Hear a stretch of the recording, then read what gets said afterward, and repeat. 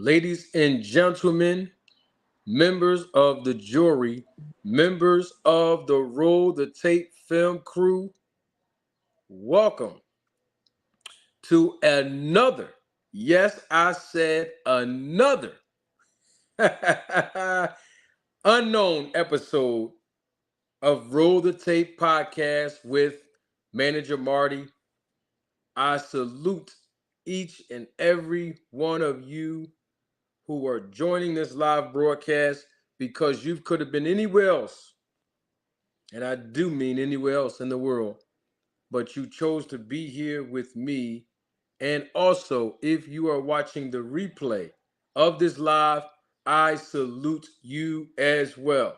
I know that we have so many different viewers that are on the YouTube boxing community's platform, not just watching this live broadcast, but other content creators' live broadcasts. So if you are joining us live, I want to let you know that I welcome you. If you are in the chat and you have acknowledged me in the chat, I want to say I welcome you also. And salute to you. Watching the replay of this live and you are commenting or you're going to comment in the comment section below, I appreciate it. I love to hear feedback on the content. I welcome you as well.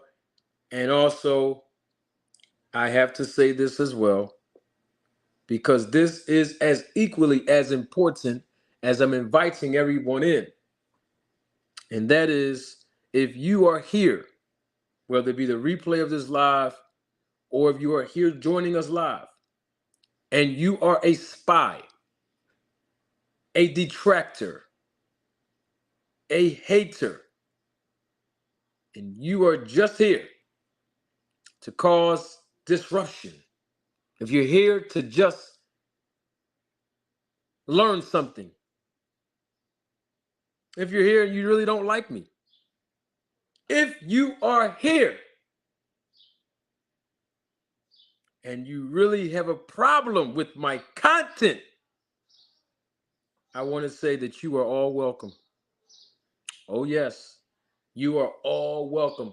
We have a segment of the show that I'm sure that somebody is going to learn at least one thing about the sport of boxing and or the business of boxing that you did not know before encountering this live broadcast. So I welcome each and every one of you. Now, I'm waiting for the viewership to increase exponentially. We are going to move forward with our segments.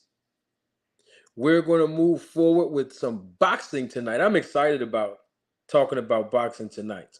I'm always excited when it's time to do a live broadcast because I get a lot of feedback in the chat.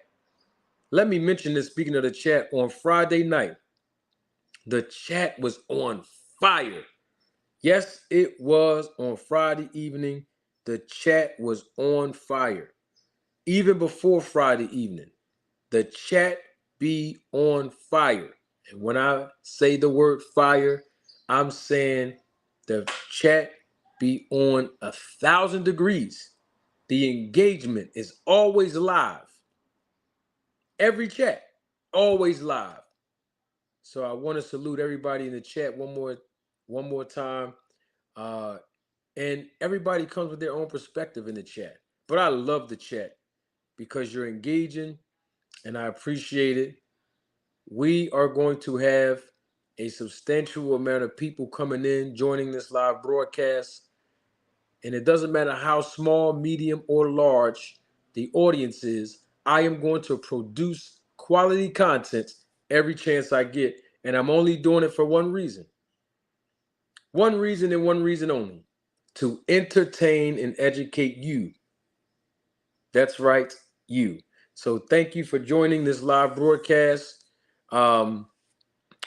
We have some agendas to discuss this evening. Okay? We want to talk about this tweet. Now, I waited until everybody else talked about it. because this is a teachable moment. And we're going to talk about that tweet that Errol Spence talked about. Y'all remember that tweet Errol Spence talked about last week, right? We're going to discuss and dive into what he said, what De La Hoya said, and how that impacts the sport of boxing. Oh, yes. We're also going to ask a question that I have been dying to answer for a while now, because some may say the jury is still out on Jaron Boots Ennis. And so the question on the floor today is Jaron Boots Ennis the future of boxing?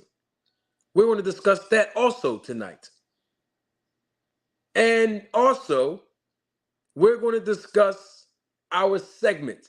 Yep, every week I am loving the fact that Bud Crawford fans, Terrence Bud Crawford fans, that is, are interested in joining the live broadcast, because there's a segment that I have designated on each and every live that I'm going to produce and publish for the next few weeks called Nip It in the Bud, hence the word bud, where I'm going to allow Terrence Bud Crawford fans to come live and join the panel, unscripted. I have questions to ask you if you are a Terrence Bud Crawford fan, and we need answers. And there's some questions and comments and concerns that I know that Terrence Bud Crawford fans want to ask me and say to me, and you need answers. And how do I know that? Well, you all have some interesting things to say in my comment section, in my chat, when I'm on someone else's panel, when I'm doing an interview on someone else's channel. You have a lot to say. And so there's going to be a segment dedicated just for you. And the air fryer is going to be cooking. Okay? Good. And that's what we're going to talk about. And of course, we're going to talk about, in our boxing talk segment, the main event of this show, we are going to discuss the strengths of Terrence Bud Crawford and how he can win against Errol Spence Jr. But before we get to all of those things that you all just saw me post on your screen, the things that you have heard me talk about in the preliminaries of this show, we have to do something first. Y'all know what we got to do. We got to open this show up the right way. What am I talking about? That's right. Our Town Watch check-in. We have to do it. And we have to do it now because we have a lot of good boxing talk to discuss this evening. Live and in living color with another unknown episode of Roll the Tape podcast with Manager Marty. If you are joining the replay of this live, you can also participate in this segment of the podcast. If you are in the chat, y'all already know what it is. If you're going to join the chat, you know what it is as well. We're going to do it now. If you don't know what Town Watch check-in is and what it represents, I will explain it to you very, very briefly. Very, very simple. Right? This is how it works. We are all going to acknowledge, those of us that choose to, where we were from or where we are located now. And when I'm talking about location and where we're from, I am speaking geographically. What city, what state, what island and or country that you want to represent. And I'm going to publicly acknowledge it live right here. Why do I do the Town Watch check-ins? Because it shows everyone all around the world, when you come in contact with this channel, when you come in contact with any of the live broadcasts and podcast episodes, it's all inclusive. We all come from different backgrounds, different walks of life. But the great thing about it all is that we all have one thing in common. No matter if we agree, no matter if we disagree, we all share one thing in common. At least one thing, that is. And that is our love for the sport of boxing. So, with that being said, I'm going to start this thing off as I always do first. And then in the chat, I am going to publicly acknowledge the location that you publish so that all of us can see, all of us can hear how great it is to be a part of the great sport of boxing. When I acknowledge your location, you all know that I represent the DFW area in the great state of Texas by way of Arlington, Mansfield section to be exact, by way of my hometown, the great city of Philadelphia. And I'm not talking about the city of Philadelphia that's in the state of Mississippi. Oh no. I'm talking about the Philadelphia that's in the state of Pennsylvania. Yes, indeed. Who else we got here? Don't let me hold y'all up. Come on in the chat and engage. Drop that location of where you are born and raised, or if you want to represent where you are now, I'm going to acknowledge it. Let's get it in. We have San Diego in the building. West Coast started this thing off tonight. Who else we got in the building? Up, live from DC. East Coast is in the building. Who else we got in the building? Oh, my guy from my city. I see him in the chat. I got to acknowledge him. My main man, Pots and Pan. Philly Fight Doctor is in the building. Philly Fight Doctor, always a pleasure to see you, not just on YouTube, bruh. You know it's a pleasure to see you in person. And Philly Fight Doctor knows exactly what I'm talking about. Salute to you, Philly Fight Doctor. Always a pleasure to see you and see your name in the chat. Y'all know who else in the building, right? Straight out of Compton is here tonight. Compton, California is in the building. Who else we got here?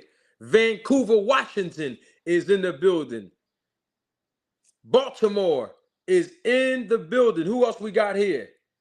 Y'all don't feel that breeze? Y'all don't hear that wind blowing? Y'all don't? Y'all should. You know why? Because the Windy City is in the building. All the way from Chi-Town. Chicago is in the building. Bridgeport, Connecticut is also in the house with us tonight. Who else is here? Come on, y'all. Let's check on in. Check on in. It don't matter how small, medium, or large our audience is tonight, as long as you are here. We're going to talk some good boxing tonight. I can't talk boxing without y'all, so you got to come on and let's check on in. Stockton, California is also in the building. We got a few more seconds left.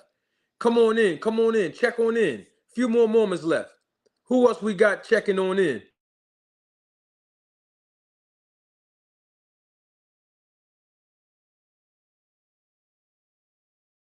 Who else we got checking on in? That's it? That's it tonight? That's all we got? I know we can do a little better than that. Who else we got here? It don't matter how small, medium, or large our audience is tonight. New Zealand. I see somebody said New Zealand in the house tonight. Who else we got in here? That's it? That's it? That's all we got? If it's all we got, that's all we got. It's really enough. We really got enough, but I got a feeling there's one more. I got a feeling there has to be one more. And we're waiting for you to come on and check in. If you are watching the replay of this live, you can also participate in the comments section below. Come on in. Come on in. Come on in. I know there's one more. I know there's one more. I already know. I know there's one more. Yes. I know it's one more. One more? No? I'm wrong? I'm entitled to be wrong. But I got a feeling there's one more person that want to check on in. I got a feeling there's one more person that want to check on in. I know that we are competing right now with several different people that are content creators who might be live right now. That's okay. As long as you're here tonight. Remember, I always tell y'all this, right? Remember this. If one person, it only takes one now, if one person learns something about the business or the sport of boxing when they encounter this channel, I'm satisfied. And I told y'all there was one more, didn't I? And the one more is my guy, a member of this channel. My guy, one of my day one supporters, a good friend of mine. He's like family to me, all the way from ATL. Mr. Pragmatic, he is here with us tonight. Salute to you, Mr. Prag. Good to see you. You might all be asking or wondering, why is there a link pinned to the top of the chat? What that is an invitation, and it's not going to be up there for the entire duration of this podcast tonight, but I'm going to start putting it out there more because I need to do a better job with promoting the perks that each and every last one of you can receive if you join this channel. So that's a link to encourage you all to click the link at any given time that is up there, not just in this segment, but any segment of the podcast moving forward, so that you can see what perks you get out of the 3 different tiers of being a member of this channel. And you can join exclusively just with a click of a button, and you will become a member of this channel. And I really, really appreciate it. So that link will stay up there, not for the entire duration of this podcast tonight, but it's going to be up there, and you will have enough time to click the link, even if you don't join tonight, just to click the link and get the background on each perk and what the benefits of each perk is, the pricing, the tier, and it is a monthly price. It is very, very affordable to each and every last one of you. And I want to say thank you to each and every member that might be watching us live and even in the replay of this live of this channel. And I thank each and every one of you in advance that will become a member and join this channel, because it will help produce great quality content moving forward. Also to improve the audio and the visual quality of the content that I'm going to produce. And guess what it also does? It also grows the channel so that other people all across this world can be entertained and, most importantly, educated on the sport and business of boxing. So, with that being said, how is you all's week going so far? I usually don't ask that, but I want to engage the chat tonight. How is everyone's week going thus far? How we doing today, boxing family? Let's engage in the chat. Let's spice this thing up a little bit. We have a great show tonight. We have some great boxing to talk about tonight. How is everyone's week going so far? Somebody in the chat, let's engage. Good, bad, okay, could be better.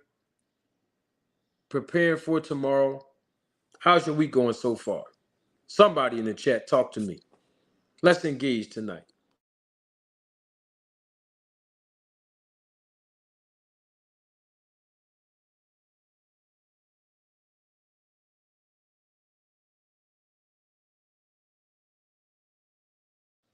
Someone said they're doing pretty good this week. Glad to hear that.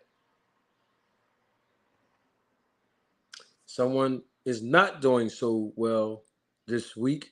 RIP Eon. Hope I am pronouncing his name correctly. Zach, my condolences go out to you and your family.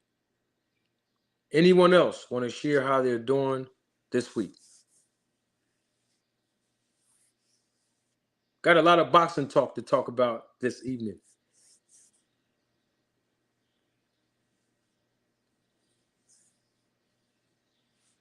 You are so welcome, Zach.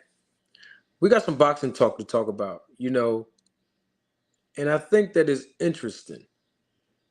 It is interesting that people have so much to say about Jaron Boots Ennis.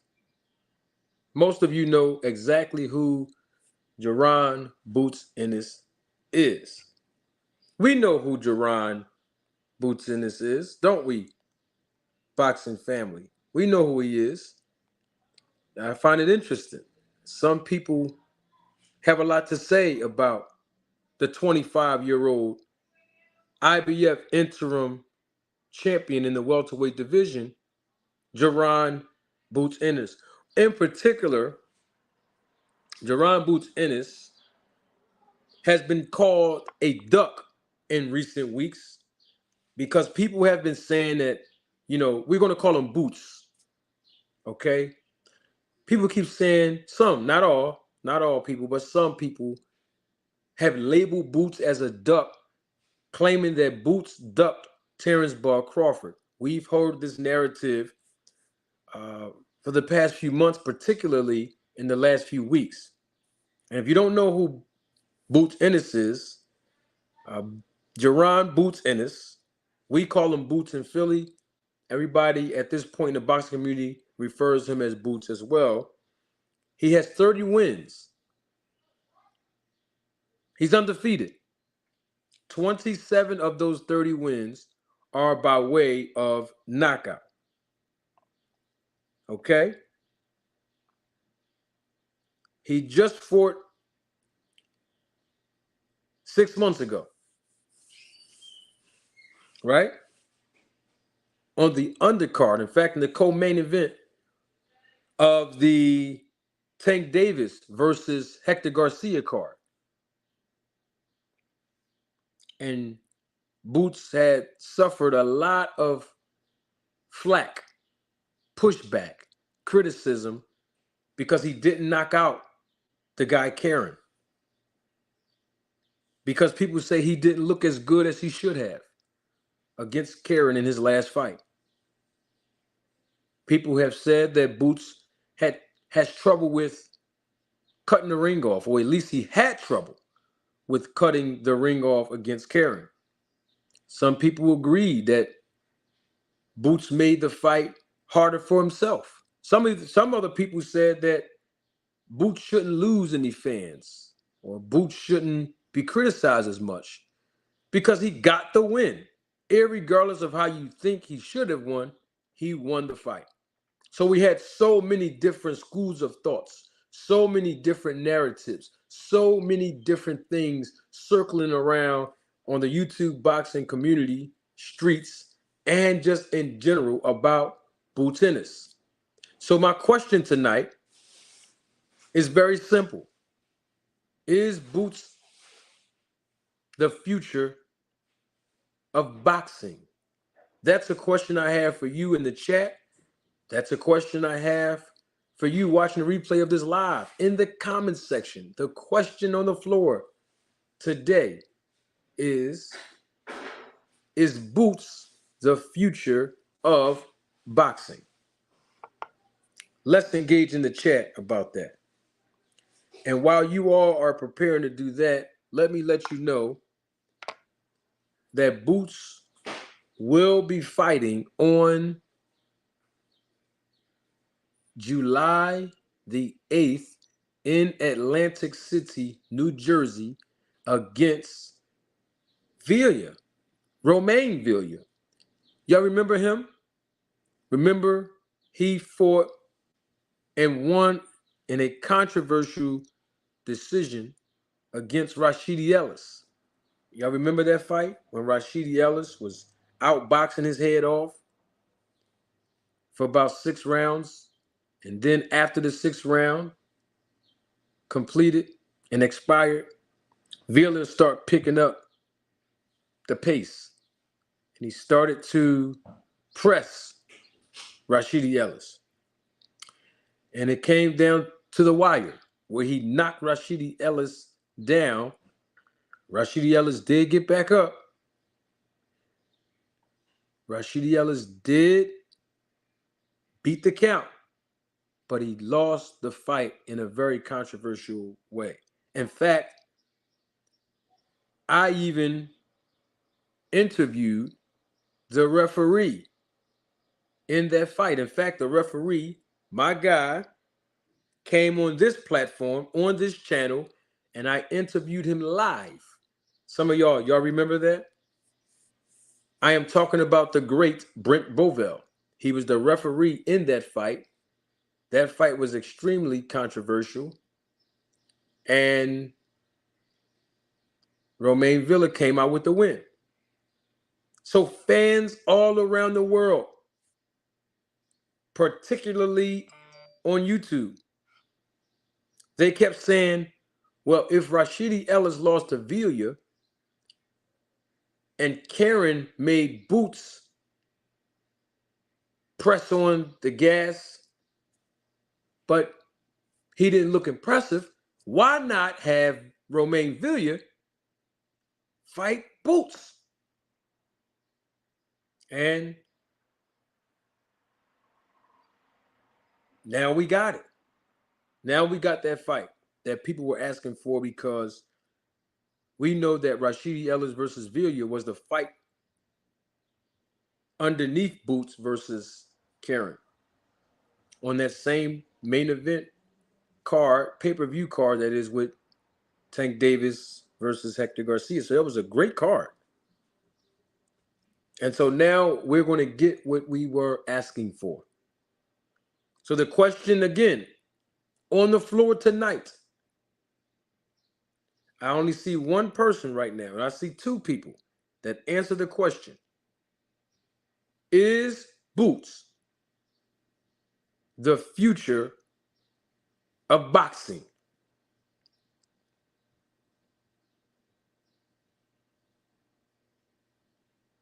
I see two people in the chat, maybe three.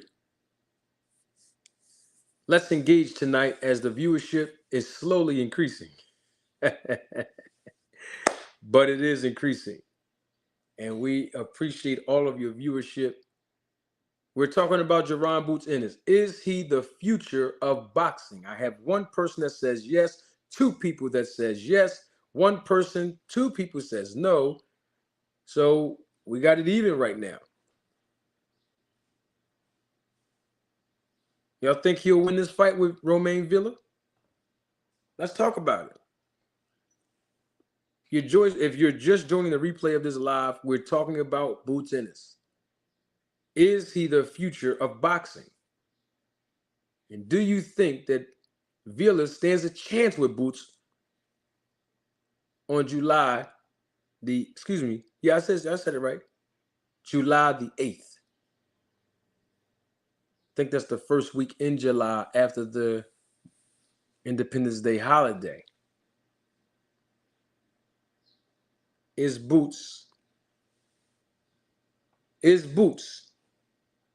the future of boxing? That's the question on the floor tonight. And will he win against Romain Villa on July the 8th in Atlantic City, New Jersey? I mean, people were asking for the fight because of how Romain Villa performed against Rashidi Ellis. And originally, the way that Rashidi Ellis and Boots was talking back and forth at the press conference, they were talking about fighting next, like fighting each other next. But unfortunately, Rashidi Ellis basically lost that fight. And so now both the winners, Romain Villa and Boots, they're going to get it on. It would be great if Boots was on the undercard of the Terrence Crawford Errol Spence fight, if that fight happens on July 29th. But like I just told y'all, Boots supposedly got a fight on July 8th. So it's probably highly unlikely that he will fight on that undercard. And so if you're just joining the live broadcast, we're asking, question on the floor tonight, is Boots Ennis the future of boxing? That's the question. Because people have been saying that Boots ducked Terrence Crawford. We've been hearing this narrative over and over and over again, in particular in the last few weeks, particularly the last few months, really. So we want to know, because I told y'all earlier that I told y'all before any of the interviews with Bozy even came out with recently on YSM Sports Media, that Boots did not duck Terrence Bud Crawford. Now, I'm not here to convince you, but the facts are the facts. And they're already out there. It's been documented. So now we got that fact out the way. You know, we don't have to continue to belabor that point anymore. But did Boots Ennis duck Crawford? No. So we don't have to keep asking that question no more. But is he the future of boxing? Some of you said yes. Some of you said no. Some of you said not yet. You know, we know that Boots is 30 wins, no losses. He's undefeated. 27 of those 30 wins have come by way of knockout. He is now the IBF welterweight champion in the interim lane. So he's the interim IBF welterweight champion of the world. We know what's next. And so let me render my verdict. A Terrence Bud Crawford fan in the chat agreed with me that Boots did not duck Terrence Crawford. Salute. Thank you for standing on honesty. Jaron Boots Ennis is not the future of boxing.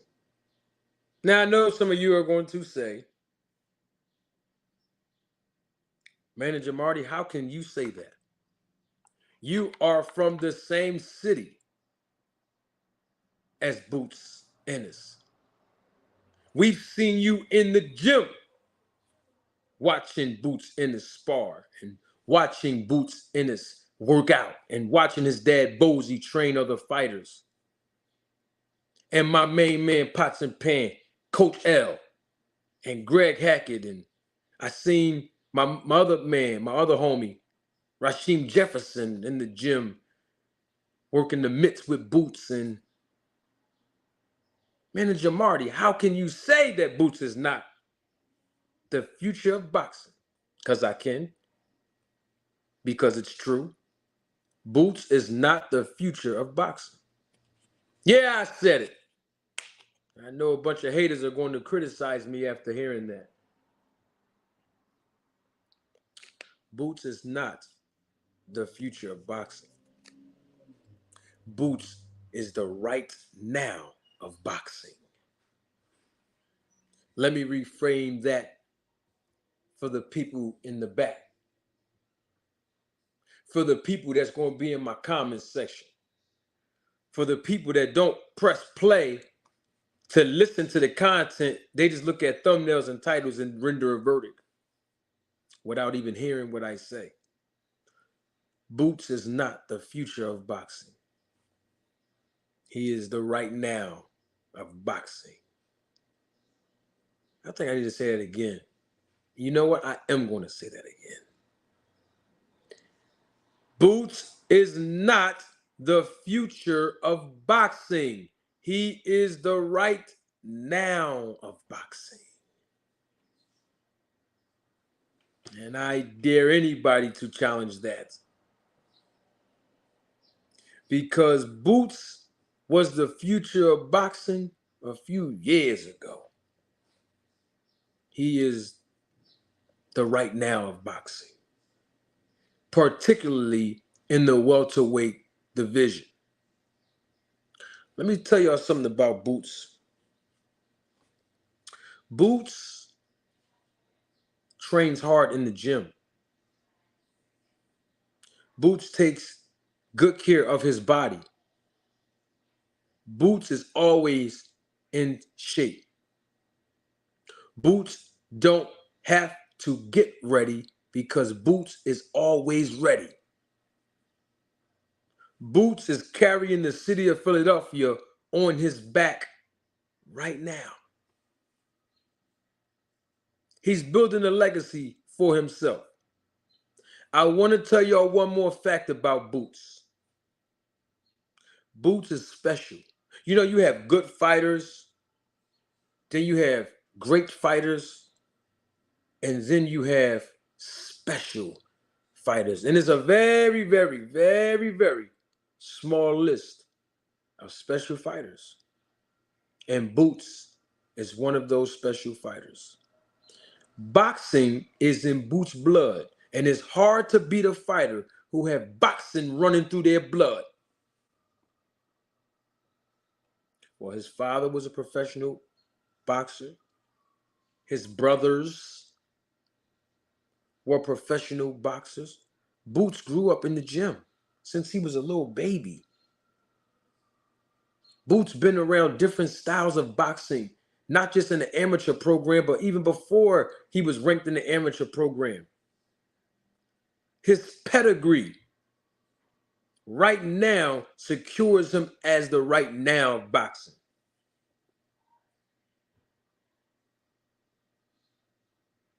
Now, people say that Terrence Crawford is a switch hitter. Y'all heard that before, right? Terrence Crawford doesn't switch hit for too long. Majority of Terrence Ball Crawford fights, when he switches his boxing stance, it's only for a limited time. This is not a knock on Crawford. I'm just using him as a reference because when Boots Ennis switch hits throughout the entire duration of a fight, he doesn't get the credit that he deserves. He doesn't get the marketability in the media as he deserves. Why do I say Boots is special? Because he is an all-around complete fighter. And that's the reason why he should get the credit that he deserves. His foot placement, really good. Check him out when you go see him fight. Whenever you watch Boots fight live or on TV or pay-per-view or whatever the case might be, go on YouTube, look at his highlights, look at his previous fights, look at his foot placement. It's important, special. Look at his punch placement. Look at it. Go on and watch it. See, some of y'all be looking at boxing with your eyes. You watching because you have eyes, but you might not know what you're looking at. Go check it out. Go check Boots out. Look at how he goes to the body. Then he attacks the head. Look at his combinations. Look at it. I ain't trying to blow smoke up. Look at Boots. Look at him. He's a complete fighter. How to get out of the way of punches. Look at him. That's all I'm asking y'all to do. Because I see people in the chat saying they don't agree with me. They're saying they don't agree with me. That's okay. We already closed out the Town Watch check-in for the reason of this. We don't have to agree and disagree. We have one thing in common, love of the sport, right? So it's okay. It's all right if you disagree with me. But just watch him. You'll know what you're looking at. And a complete fighter. It's hard to beat a fighter when they have boxing running through their blood. In other words, is this.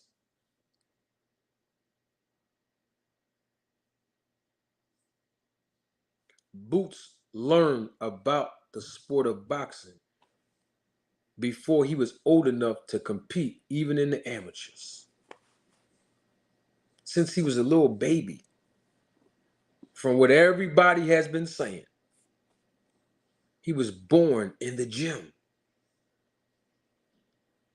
Boots might be considered a gym rat because he's always in the gym. Even if he fights on Saturday night, Monday or Tuesday, Boots in the gym. Even after a win, he's still in the gym. Sometimes, I'm not saying every fight he go in there on Tuesday. That's not what I'm saying. I'm just saying he get right back in the gym like he ain't just fight like last week or something. Dedication.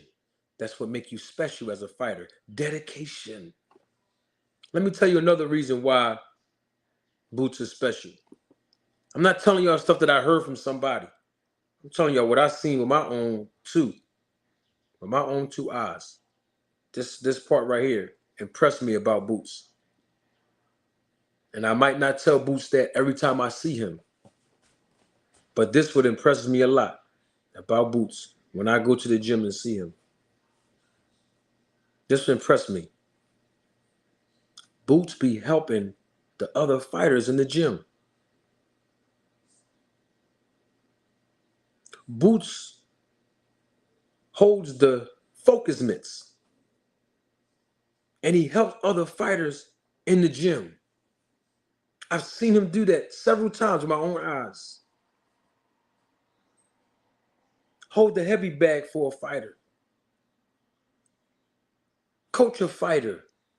I'm talking about professional fighters. I ain't talking about no amateurs.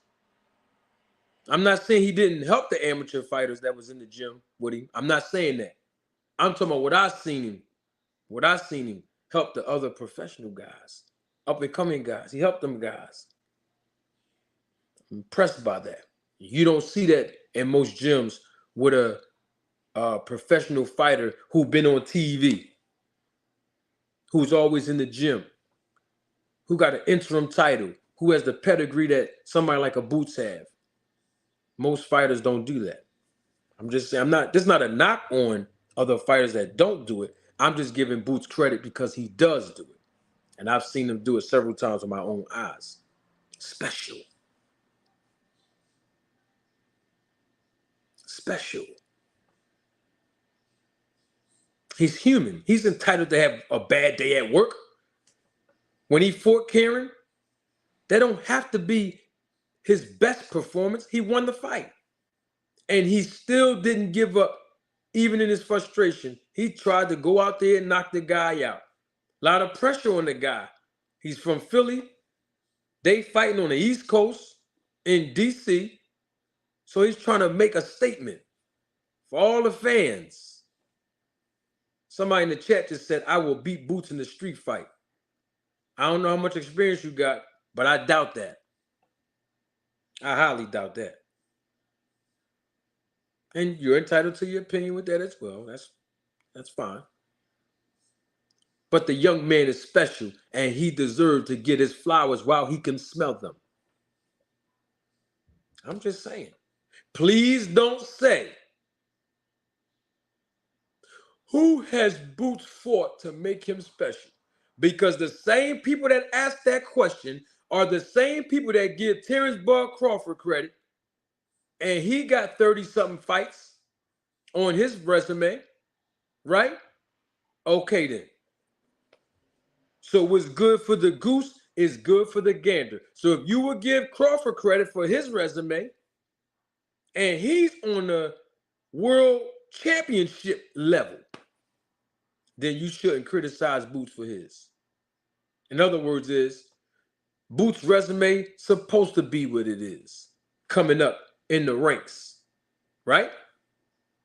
So then why is Crawford career and resume look like he was match made the same way Boots was match made?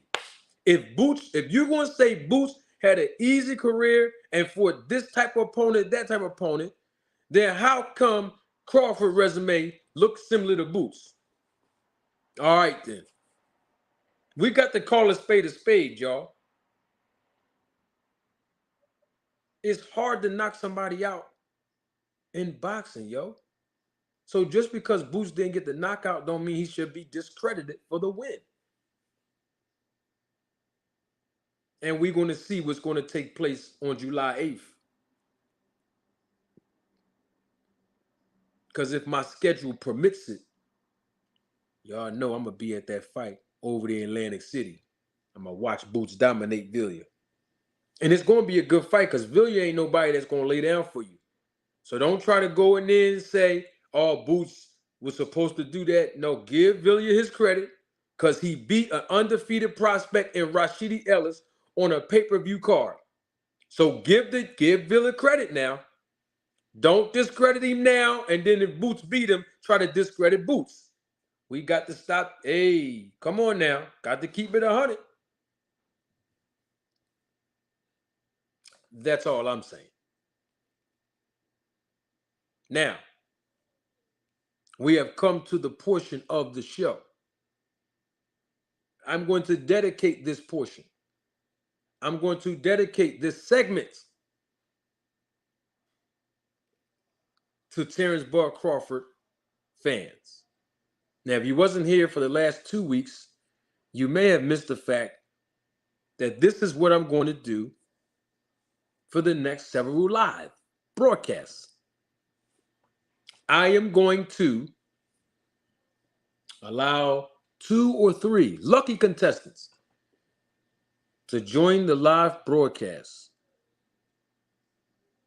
because they are Terrence Bud Crawford fans. I have a few questions because we need answers. And I'm sure that Terrence Bud Crawford fans have questions and or comments and or concerns for me as well. And this is the portion of the show moving forward where I'm going to provide that opportunity for that to take place. I think it's a great opportunity too. I haven't seen it done before. Have you? Have you all seen it done before? I haven't. I haven't seen it done before. Not me. But I think it's awesome. I do. I think it's a great opportunity for Terrence Bud Crawford fans to come on the live broadcast, speak their piece. Because in the comments sections, not just in my comment sections, not just in my live chats, but on other people's comment section, on other people's live chats, when it pertains to Manager Marty being on their panel or being on their channel for an interview, oh, I catch a lot of slack. I do. I've been highly criticized for publishing videos about Terrence Bud Crawford. And I respect it. I do. I respect everyone's perspective. It's all good. But the thing about it is, now is the opportunity that we got to deal with what's real. And how do we do that? How do we deal with what's real? We come together and have a conversation. Oh, yes. We come together and have a conversation. And that's what I can't wait for us to do tonight. Because I told y'all before, this is going to go down. So if you are a Terrence Bud Crawford fan, if you are, I am going to, the link is in the chat, by the way. I just sent the link in the chat. I call it flying the kite. I just flew the kite in the chat. I'm trying to get it pinned to the top, but I'm having some difficulties. Oh, yes, I am. But y'all see it though, right? So if you are a Terrence Bud Crawford fan, this segment is for you. Okay? This segment is for you. You deserve the opportunity to come on the channel. You deserve the opportunity to speak your piece. In fact, you deserve the opportunity to answer some questions because we need answers. And I know you are the one qualified to give us the answers to the questions that I have for you, that the chat may have for you, that fans of boxing all around the world might have for you. Salute to Diana. Welcome, Diana. She is also a member of this channel, so every time I get an opportunity, I will acknowledge her. And of course, we have our other member of the channel here tonight in the chat, and that is my guy, Mr. Pragmatic. Thank you, Mr. Pragmatic, for your contribution. And Mr. Prag says this is for the support for the channel. Thank you so very much, Mr. Pragmatic. I really, really appreciate you. And I know that people are acknowledging me also in the chat. So I want to equally tell you all in the chat that's acknowledging me, welcome. And I also salute you. Now, I just published the Cash App name if you want to contribute and donate to the channel. You are not obligated, but I want to tell you in advance, I appreciate every super chat, every Cash App, every super thanks, every super sticker, every join. I'm going to produce the join button again, or the join link rather again later on in the broadcast. If anyone that want to join the channel, want to do a better job with promoting that join button for each and every one of you, to give you all an opportunity to experience great quality content and to also enjoy the exclusive perks that are offered. So with that being said, we do have a Terrence Bud Crawford fan. He has been on this panel before. And he is one of the most honest Terrence Bud Crawford fans that I have encountered on YouTube. In fact, he acknowledges certain things that Terrence Bud Crawford may have said or done in the past that may have been detrimental to Terrence Bud Crawford's career. But I know that he's coming here because he has something valuable to say to me. And he has something valuable to say to each and every one of us. And he's in the background laughing. So I might as well just, so that you can see and hear him laughing. Mr. Gregory, how are you doing this evening, sir? How you doing, Marty? I am doing great tonight, sir. How about yourself? I am doing fine, sir. Glad to see you. I am glad to see you too. You know what this segment is about. That's Apparently, right. you were the first to join in. I hope none of your other constituents and fellow Terrence Bud Crawford fans don't take too long to click on that link and come join you, brother. I hope not.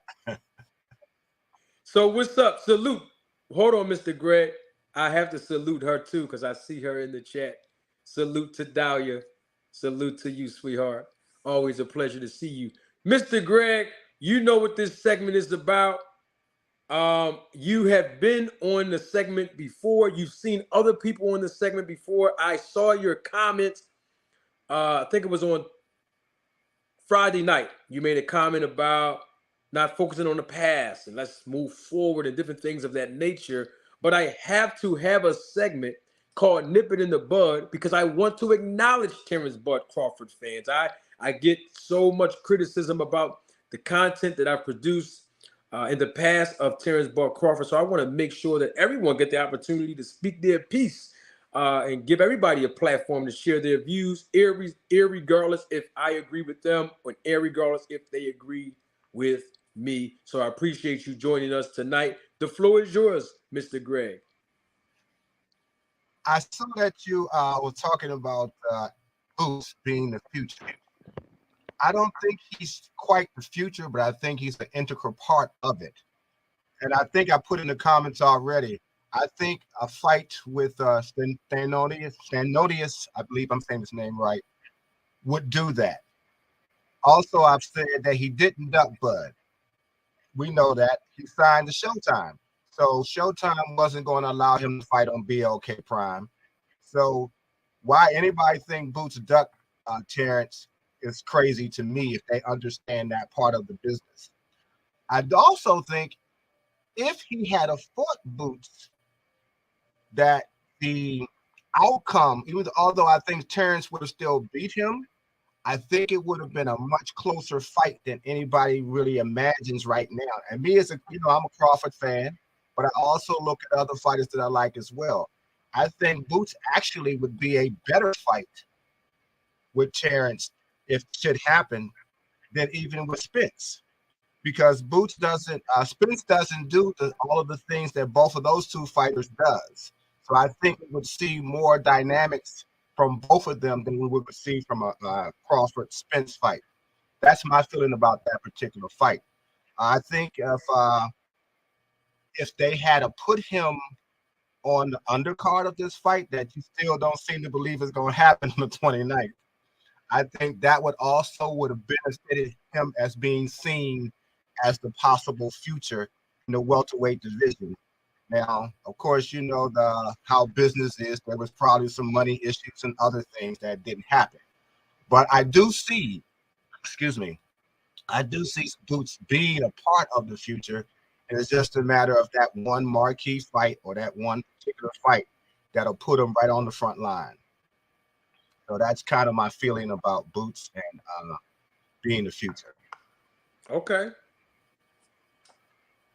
Your perspective is appreciated and respected. Now, I do have a question for you, since you said that the fight would probably be closer than most people may think if Boots Ennis fought Terrence Crawford. Do you think that Boots would have a chance of beating Terrence Crawford if they even fought? Yes. But he would have a better chance of beating Crawford. Boots would have a better chance of beating Crawford than he would if he fought Spence. Is that what I basically No, hearing? I think Boots would have a better chance of beating Spence, but I think the fight with Crawford would be very close. Oh, I Crawford, see. to me, Spence only fights one way still from my perspective. He may do something different on the 29th when that fight happens, but he's a freight train. He comes forward behind his jab, he goes to the body, but he doesn't do anything else regularly or a lot in his fights, where Crawford and Boots do. That's part of how they fight. They don't just do one particular thing. And I think it'll be easy to be more fluid, to move on Spence, to hit him when he doesn't know he's going to get hit, to catch him by surprise because he wants to keep coming forward. He wants to impose his will, his size, and his strength on you. And sometimes I don't think he thinks well enough about what he's doing. Okay, understood. Understood. Let me get this super chat while I can. Give back what you stole now. Thank you for your contribution and your support to the channel. Boots comes out more disciplined, more patient, more relaxed, yet more violent.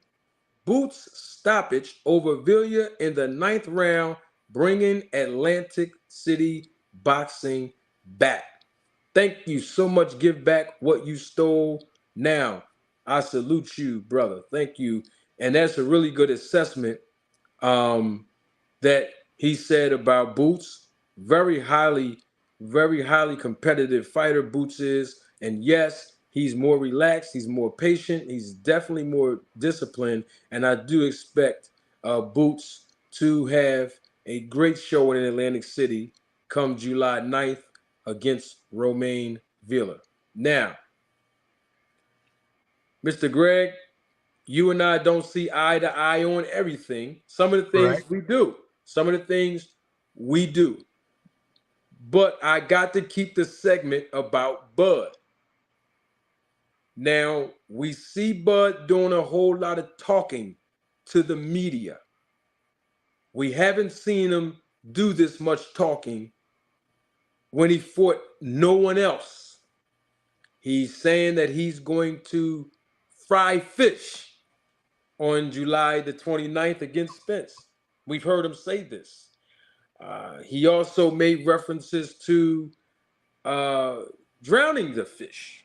He made a lot of references to doing some damage to Errol Spence. First, as a Crawford fan, what is your take on Crawford being in the media? He still needs to learn a lot more about, he needs media training from my point. I felt that even during the BL Prime situation. I thought if he would learn how to market and promote himself in a fight, do some cross promotion, things like that, he would be better. I understand why he's talking like he is, though.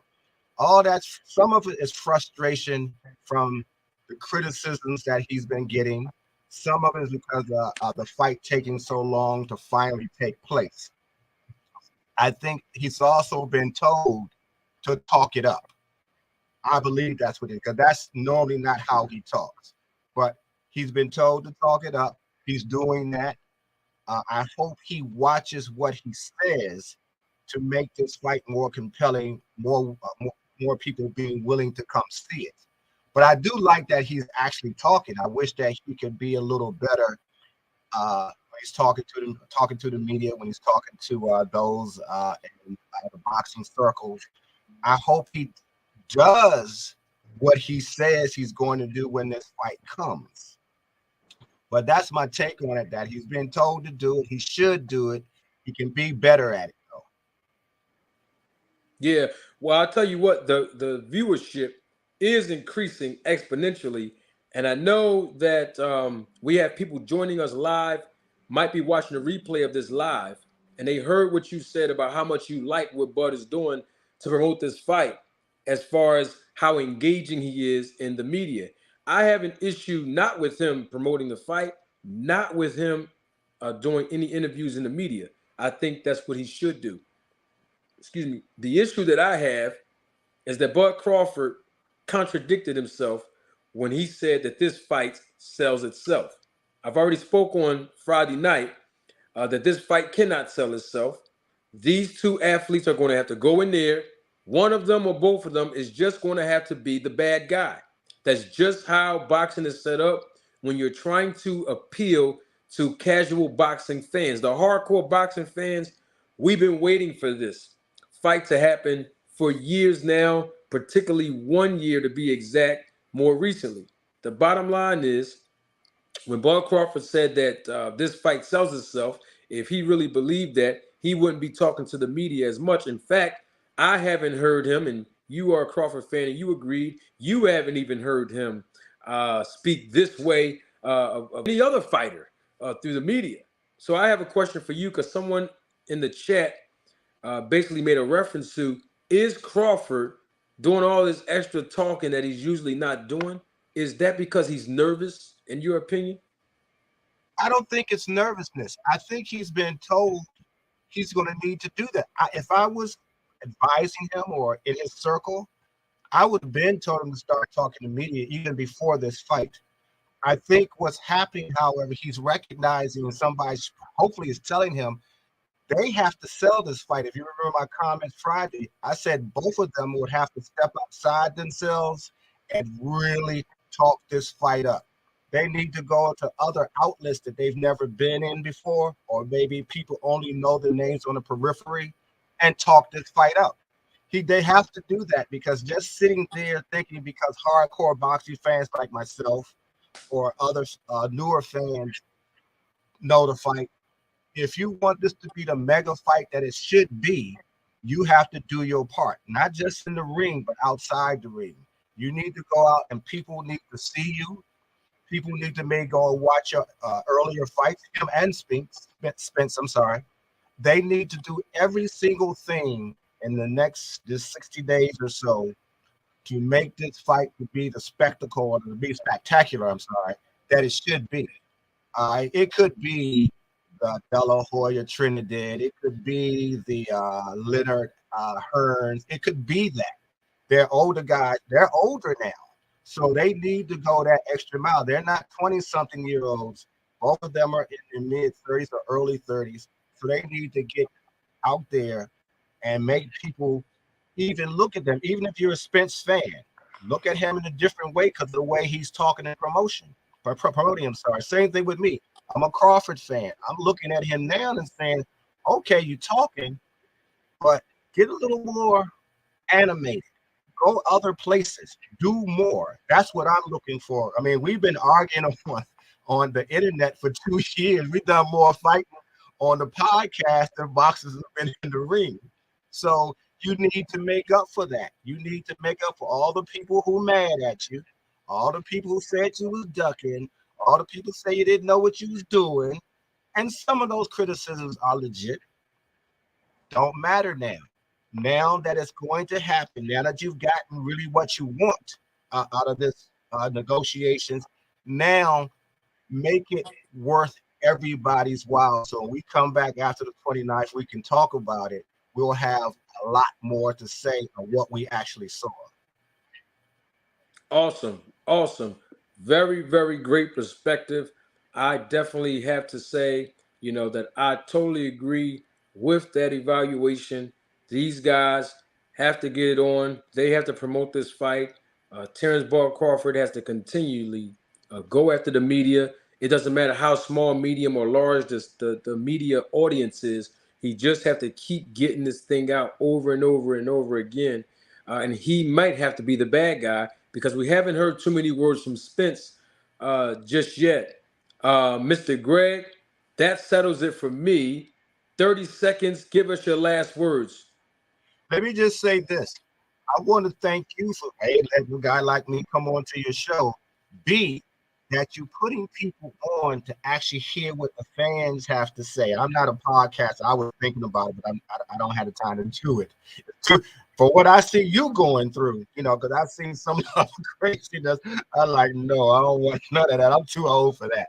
But I enjoyed that you're the only one right now that I've seen who are having people come on. You doing segments. Continue to do this. I'm sure your channel will grow and continue to grow because you're giving everybody a chance to get on, speak their piece, be respectful, have different points of view and so forth.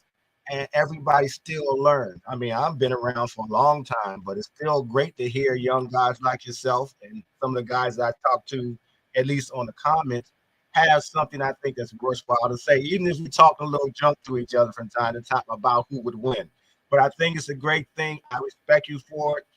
I've been on other sites, not going through some comments, but nobody's doing what you're doing about allowing people to come on. And I have much respect for you to do that, and I salute you for doing it. Oh, man, I appreciate you so much. Thank you for your support and your compliment. I really take it to heart, Mr. Greg. Thank you so much. Well, I'm going to be watching you. I'll keep coming on. You got it, my brother. Thank you so much. Thank you. Salute. That was my guy, Mr. Greg, always a man of wisdom. I know that there's more Terrence Ball Crawford fans that have to be watching live that see the link. You see that link pinned to the chat. And this is how I know that you're here. Let me take these off because I love entertainment. Let me take these off. This is how I know y'all here. I've been getting phone calls all week. The people that called my phone and text my phone this week, you know who you are. The people that sent me DMs in my comments section. Well, they sent comments in my DM, let me say, on social media. You know who you are. The people that have called me on the phone, you know who you are. I find it intriguing to me. The link's still in the chat too. We're waiting for Terrence Ball Crawford fans to come on to the platform. Speak your piece. Ask me some questions. Make some comments. Express your concerns. Because this is the segment where I call it nip it in the bud. We're waiting for you. I just flew the kite in the chat a few minutes ago. It's pinned to the top of the chat. Come on in. Don't be scared now. Come on in. This is your platform now. This is the segment dedicated to you. And if I'm not mistaken, and I could be wrong, because I like being unique and doing things creatively, this might be the only channel that designate a live segment to Terrence Bud Crawford fans. And on top of that, let me post this because I think this is equally as important. Another Terrence Bud Crawford fan who just recently got off the panel, Mr. Greg. You see him see the comment on the screen. He's even encouraging you as a fellow Crawford fan to check on in with me. Come on in. And so that you can speak your piece. Thanks again, Mr. Greg. And so all week, ever since I did the last segment, Nip It in the Bud, and I produced some of those replays throughout the week, I've been criticized. But I noticed something, though. I don't care about criticism. I love it, y'all. You know, this is what I do. It's all entertainment, right? And I use it as a teachable moment. But this is what this makes me laugh, right? I was just explaining this to another supporter earlier, a buddy of mine's earlier, right?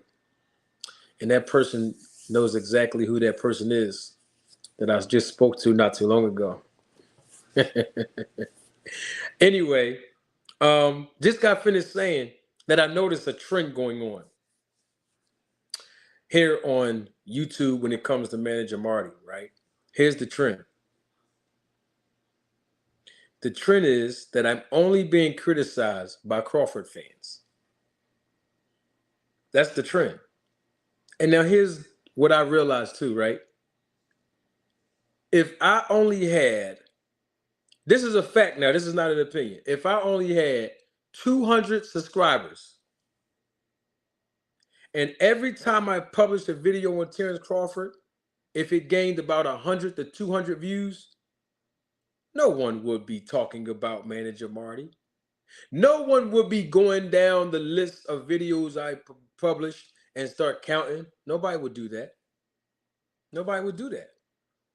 Nobody would be critiquing and criticizing me for the things that I've said professionally about Bud Crawford.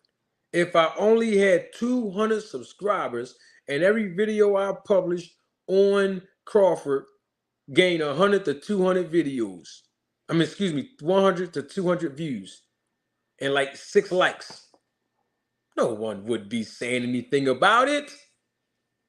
So if it really was about Bud fans arguing me down because I'm criticizing and critiquing Bud, if it was really about that, it wouldn't matter how small, medium, or large my channel is. You would still stick to how you feel. You would still provide your comments. You would still speak your piece. You would still produce your evaluations. Oh, but I don't get over 100 views. Do I? When I say videos in Crawford, do I get over 100 views? I don't get over 100 views, do I? Oh, I do? Maybe that's the issue. I don't get over 200 views when I talk about Crawford. Do I? I do? Maybe that's the issue. I don't have over 200 subscribers. Do I? I do? Maybe that's the problem. So let's just say that's the problem. Don't try to make it seem like the problem is that I'm critiquing Crawford.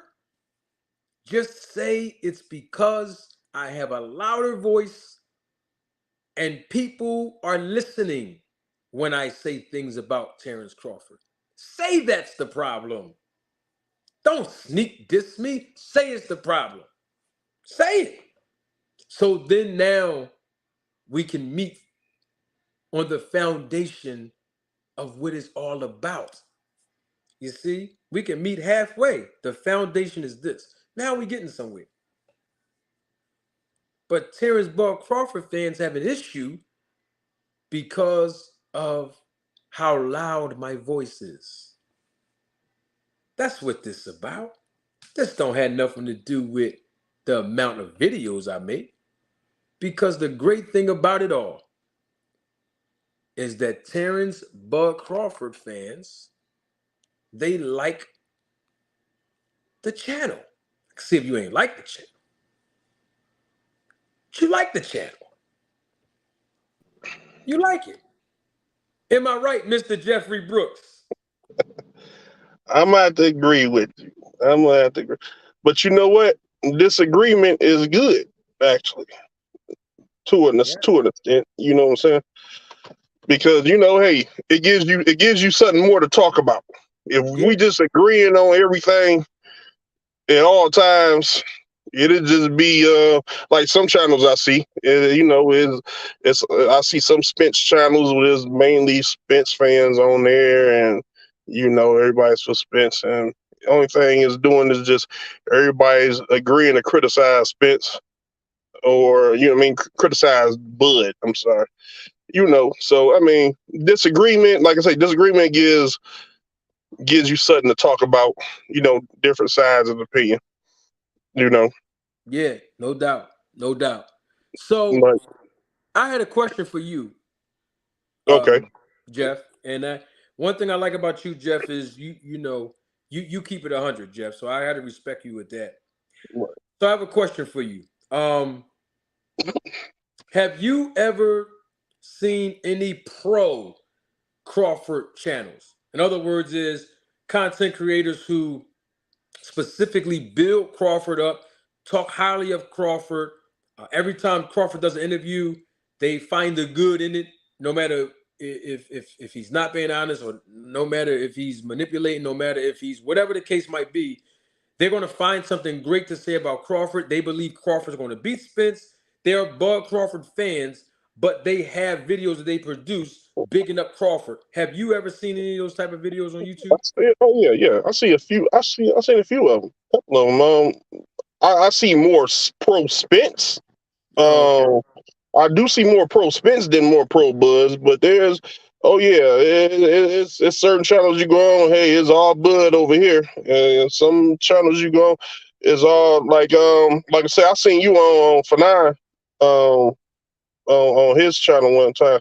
Now I think his channel specifically is mainly more Spence fans on there. I think he's more for Spence too. You know what I'm saying? So I kind of noticed a little bit of criticism come from him, but that's my man. I like to I like to get on his show and disagree with him all day. So, Yeah. So you know, you have right, I feel you. So you yeah. have seen pro Crawford channels on YouTube. You've Oh seen them. yeah. Oh yes. Oh yes. Oh yes. And people. I see new people coming on. I've seen some shows where I never seen this guy before, but he's more one sided. But there's one person on here is one sided Spence. Oh yeah, most definitely, So most definitely.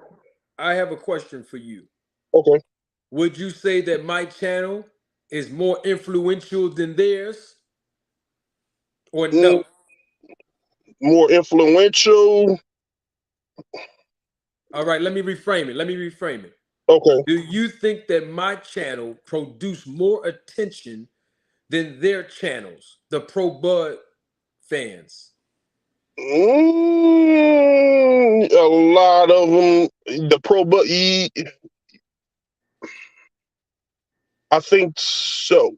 I think, yes, I was probably say you, yeah, because you're getting up there. You're starting to get more. I think you're getting more and more views um, every time you do a show.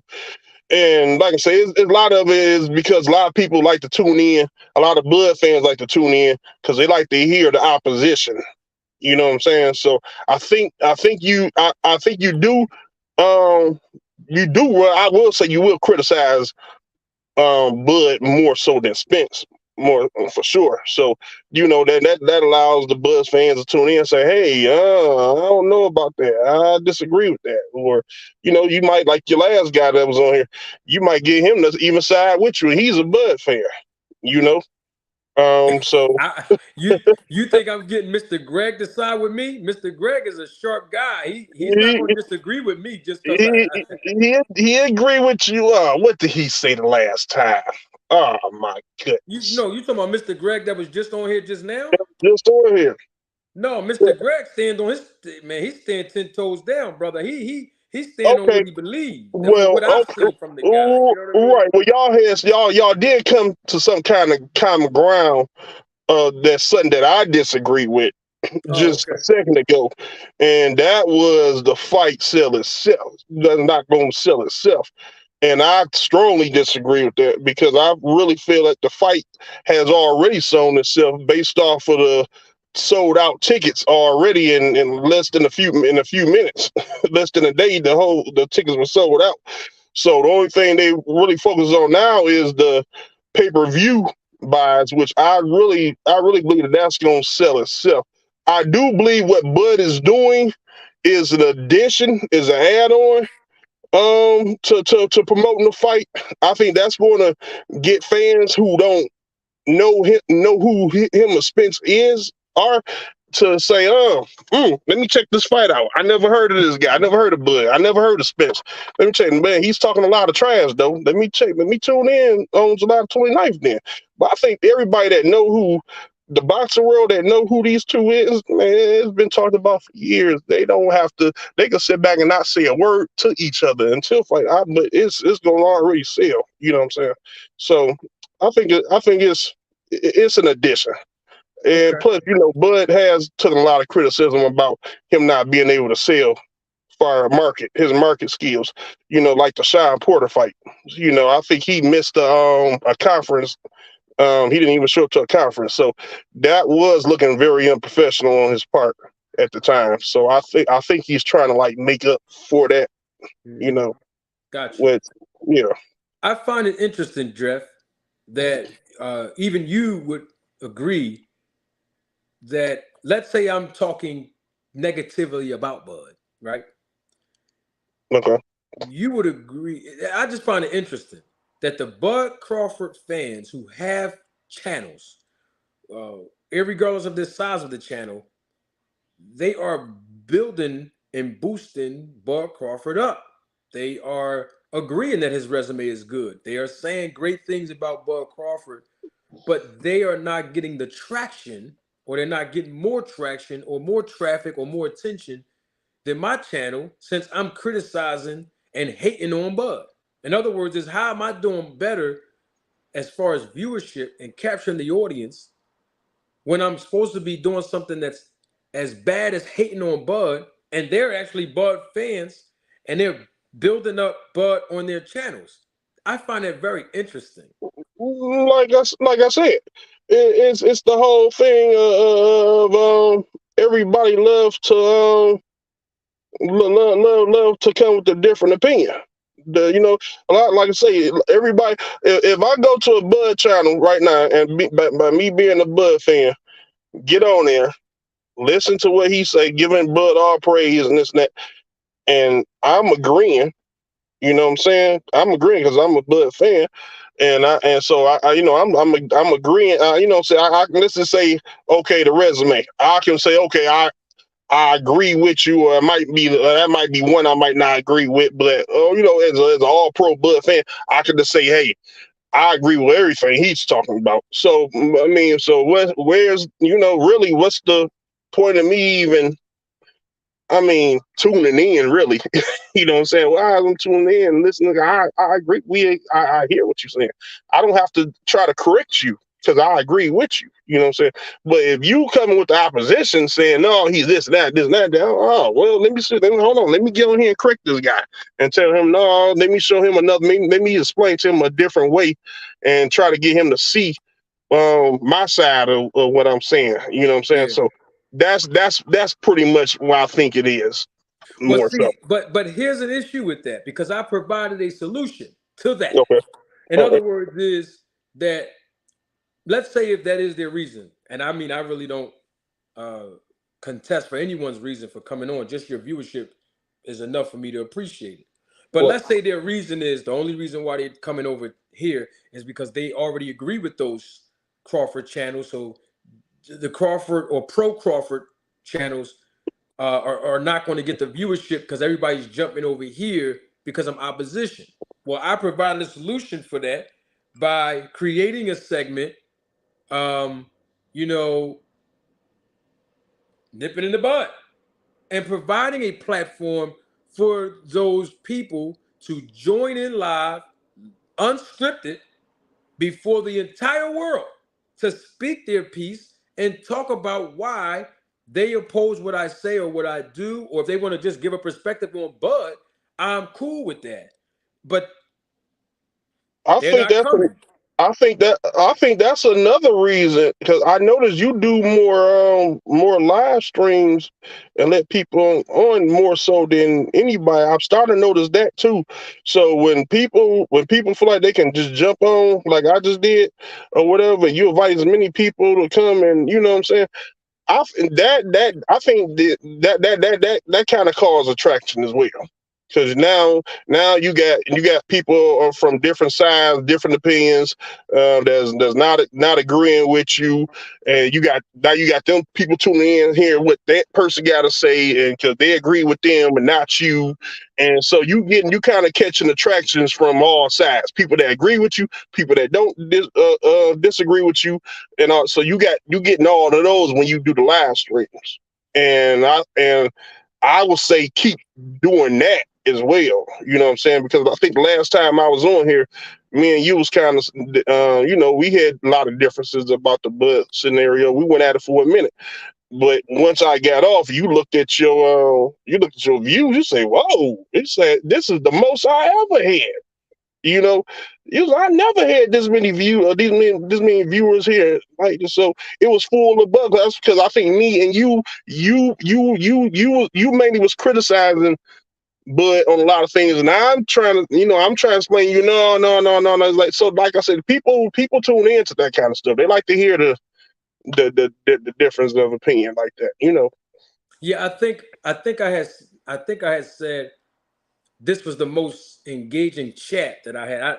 I wouldn't say Oh, views, yeah, because I can tell you okay. I've been around a lot of controversy in the last several months on YouTube, and I can tell you that the viewership increases extremely exponentially when I'm involved in controversy. I'm including the controversy I've had with Blue Blood Sports TV several times on this channel. Michael Williams Sr., Green, Terrence Bart Crawford fans. So I do know that controversy creates cash. And that's one of the reasons why I love controversy. But one of the things that controversy also do in the midst of conflict, it creates conversation. Oh And yeah, that's more no, important than no, cash. no, definitely. You know And what I mean? I'm gonna tell you this much. I'm gonna say what really sets you off. I believe is when you first came on and you was doing that roller tape. Oh, yes. And that's because now that's what people start. Whoa, you going at it with him over here, and a known person, a popular person. So now they going over here on Blue side, listening to what his response is, and now they coming back to you, listen to what your response is. So now you what you did, you created a back and forth, you know what I'm saying, views with that. So I I didn't do think. that intentionally, Jeff. I You didn't didn't do do it it. intentionally. You're right. You was trying to show the contradiction to Yeah. you know what I'm saying. Which I wasn't trying to I I, don't I got wasn't no. trying yeah, Uh, I wasn't I, trying to get no views on it. I don't have nothing against Blue. I always watch it, but I do also recall time when at one point in time, wait a minute, you were a Crawford fan. Now you more on. I'm not gonna say fans because he's fans of both of them, but he was picking Crawford as the best welterweight at one time. Now it's Spence, you know what I'm saying? So it's like, which one is it? You know what I'm saying? That was my only thing, my only issue with that. Yeah, You know, but I didn't do none of that to get no views because you got to remember something. At that time, my channel wasn't monetized. I didn't know the process of how to be monetized. I didn't even get on YouTube to get monetized or none of that. okay, I really okay, didn't. And you can ask YSM Sports Media. He'll tell you I knew nothing about none of this. In fact, he was the one that was helping me get, like how to get the thing signed up when YouTube was telling me, hey, okay, you're eligible now. You know, he was giving me the steps. Oh, you gotta do this, you gotta do that. Because I didn't Right. know. I didn't get on YouTube to get monetized. Even though people was hearing from the other side, you're trying to build your channel off my name, and these are things that Blue Pit Blood was saying, and people were believing that. You know what I mean? But Right. I Right. didn't get on YouTube for that, man. You know. But No. speaking of that, we have another super chat by my guy Gregory Quarterbaum, another Terrence Bud Crawford fan who just left the panel. He says, yes, he criticizes Bud, but he invites Bud fans to come on and dispute him. This is your chance. So, Bud fans, what is the problem? This is from another Bud fan asking other Bud fans. One Right. Crawford fan to other Crawford fans, what is the problem? This is Mr. Greg saying this.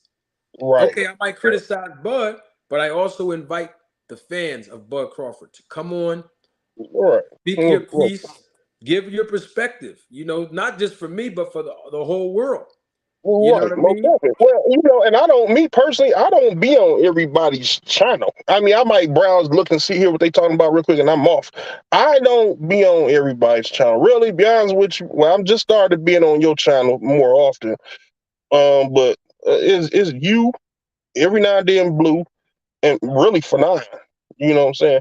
So, but see, I also what I look for is respect too, because and some people on their channels don't know how to respect their viewers as well. You know what I'm saying? So it's always fuck you, excuse my names, but F you, I'm kicking you off, I'm blocking you and all this and calling all the viewers names in the chats and all that.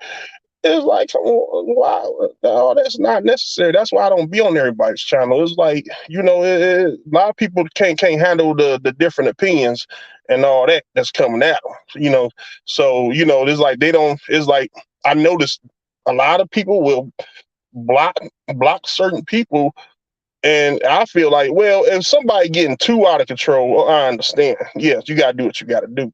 But I mean, at the end of the day, these people that's in your chat, these are the same people that's sending you cash apps as well. So I will say never be so quick to just get rid of a person, because you never know if that person's criticizing you or criticizing your opinion, but at the same time he's sending you super chat money. Okay, well, what's the problem? You know what I'm saying? If he's I guess you could say paying you to criticize you. Okay, you criticize me all day. Oh, thanks for the $50 or $20 cash app. I appreciate it, but you know, I'm just saying. I noticed that on a lot of people's channels. I ain't gonna get to start saying no names and all that because I know people watching all that, but certain channels out here, I kind of noticed like, oh man, I can't. I'm gonna get far away. you know. I But totally understand. Thank you, Jeff, for your perspective. yeah. Appreciate it. 30 seconds. Give us your last words. Oh man, I don't really got no last words. Only thing I can just say, man, July 29th, all you Spence fans, y'all are invited to a fish fry. My God, very good way to end the broadcast for you, bro. all Salute, Jeff. Always a right, pleasure, my salute to brother. you. Thank you. Thank you. All right, my guy. This is the segment called Nip It in the Bud. Now, I'm waiting for Bud Crawford fans to come on. Tone Lock, I see you in the chat. You're real slick with the wordplay. You know the link is right pinned to the chat if you want to come on, Tone Lock. I appreciate your perspective as well. I know you're a Bud Crawford fan, if I'm not mistaken. We waiting for Crawford fans. I mean, it's just amazing to me. Everybody got something to say. And then now the opportunity is here. We can't find Bud Crawford fans. Now, we're not going to stay on the point too long because I don't want to keep you all long on it. But at any time, the link is in the chat. Terrence Bud Crawford fans, if you are here, and I know y'all here, I know you are, come join the podcast live in living color, unscripted.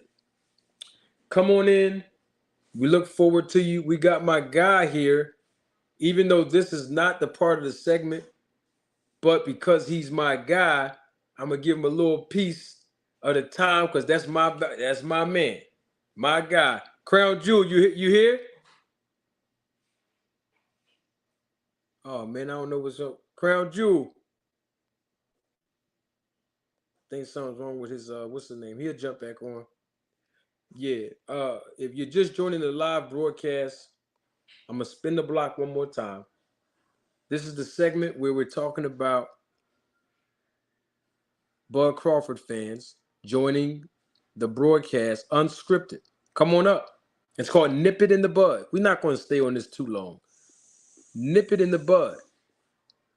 Yeah, that's for Bud Crawford fans. You know, we hear so many different things, you know, that Crawford fans say, you know, in my comment sections of the videos, in the chat, on other people's comment sections when I'm on their panel or their chat, other people's comment sections when I'm on their channel being interviewed. And so now we have a designated segment for you. Come on in. If you are a Terrence Bud Crawford fan, we welcome you tonight. The link is in the description. Well, it's in the chat, and it's pinned to the chat. If you're watching the replay of this broadcast, you can comment as well. There was a person that told me that they would be here tonight. They were a Terrence Bud Crawford fan. I forgot the gentleman's name. All I got to do is look at one of my comments from the other day on the channel, and I haven't seen him in the chat yet.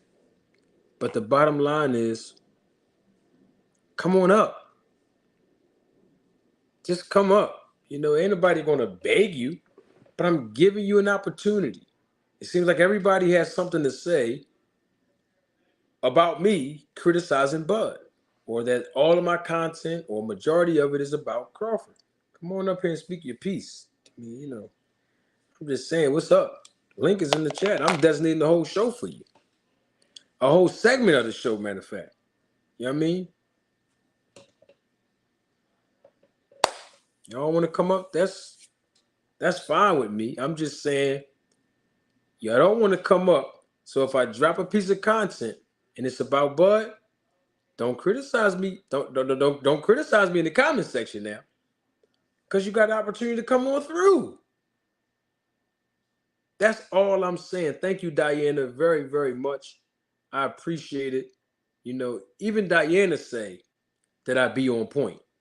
So if Diana can see this, if the chat can see this, if the Roll the Tape film crew members can see this, if the supporter of the channel can see this, if the viewers all over the world can see this, I know that Terrence Bud Crawford fans can see it too.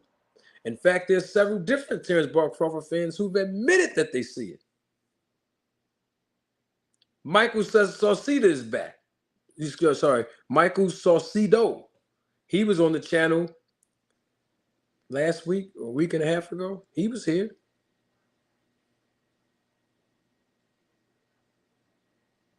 Tone Lock. Tone Lock says, Marty, you know it won't allow me. I dropped my number to you 2 to 3 months ago.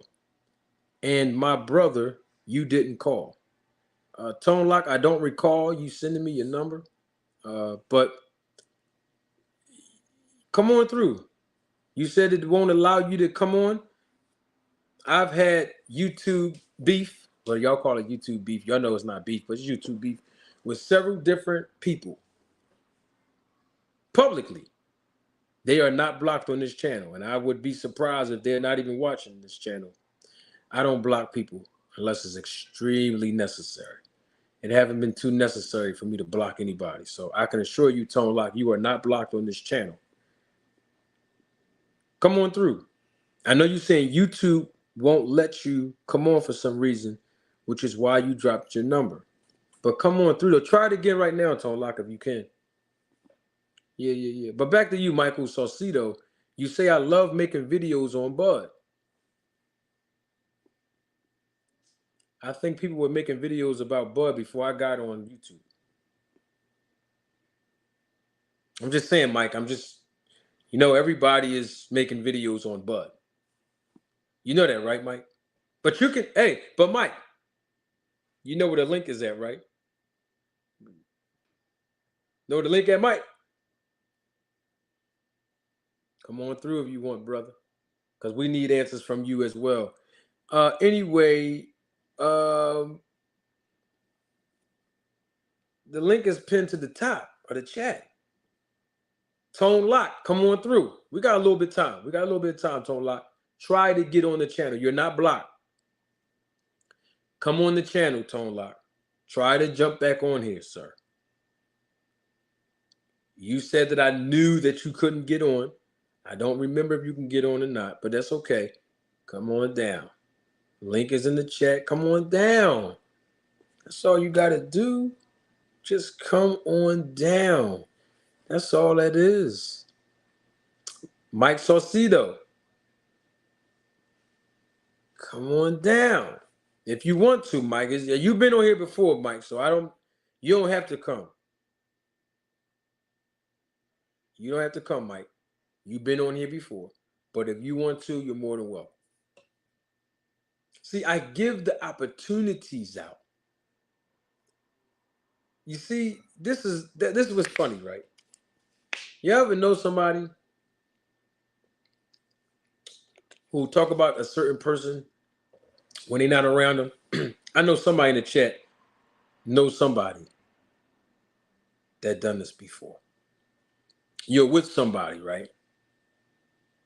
Every time you with this person, they talk bad about another person that's not around. You ever work with somebody like that? A former coworker, current coworker, a relative, a friend? And then as soon as that other person start coming around or be in the vicinity, all of a sudden that person has absolutely nothing to say. Have y'all ever known someone, or even yourself, who has been around somebody who's done that? Have you? I'm just asking y'all, have you all? I'm talking to the chat now. Have you all known someone, worked with someone, is a relative of someone, or friends with someone who definitely always talking about a particular person when they're not around, and then soon as the person comes around or close to the vicinity of being around, that person that was doing all that talking has nothing to say to that person that they're talking bad about? I'm just asking a question, that's all. It's just human nature here. Anybody in the chat?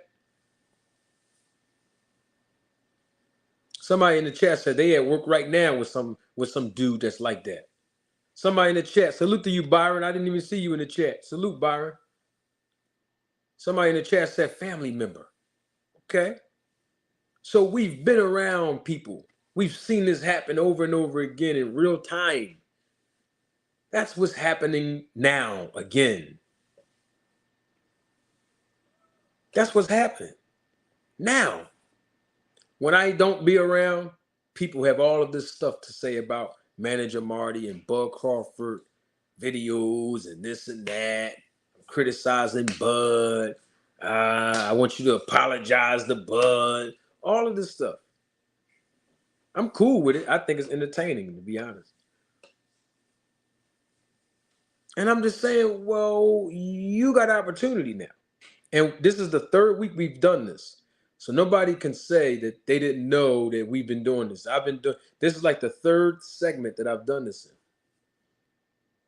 Come on through. I'm here now. I'm not on YSM Sports Media channel now. Y'all said that in the comments section of this channel, but I'm here now.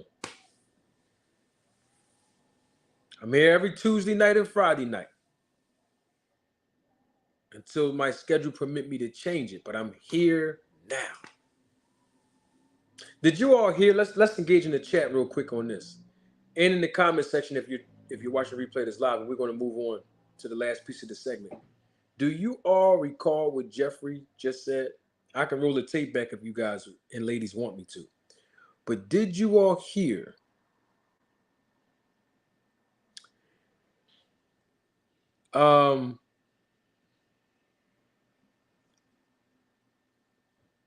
what's my guy named Jeffrey Brooks, right? I asked him a question, and I want the chat now to engage because I want the chat's perspective too.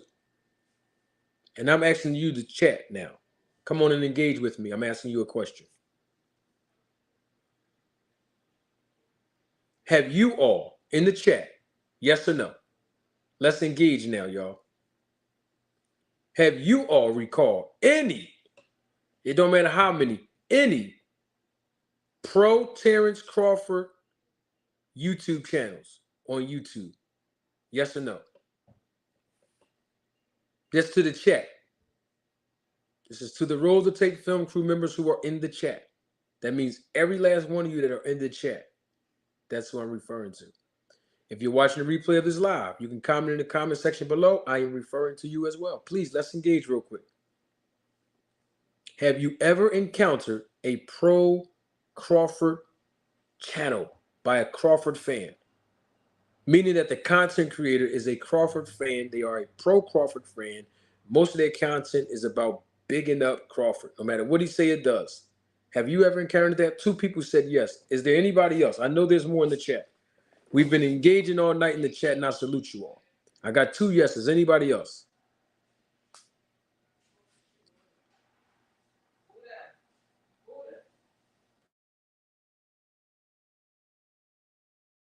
Salute to my guy, D-Town Boxing in the building, my family. So there's a lot of Terrence Bud Crawford channels, the pro Terrence Bud Crawford channels. Okay, somebody said PBC haters. We'll take that as well. PBC haters, pro Terrence Bud Crawford channels. That's fine. So many of you encountered these type of channels where they're pro Crawford. No matter what Crawford say, no matter what Crawford does, they can find something right about what Crawford says, what Crawford does. He's going to beat Spence. He's this, he's that. They hate PBC. They don't like Al Heyman. Manager Marty's a hater, or whatever the case might be. You have all encountered that. I have a question for the chat then.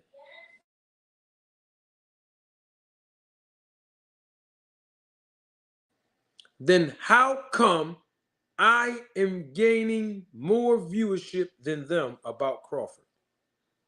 If I'm talking about Crawford in a negative way, I'm hating on him, I'm discrediting him, then how come I'm getting more viewership and crowd participation than those channels when they are pro Crawford fans? Anybody have an answer on that?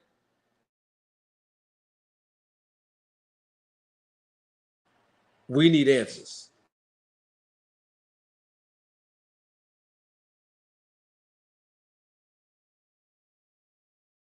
Does anybody have an answer on that?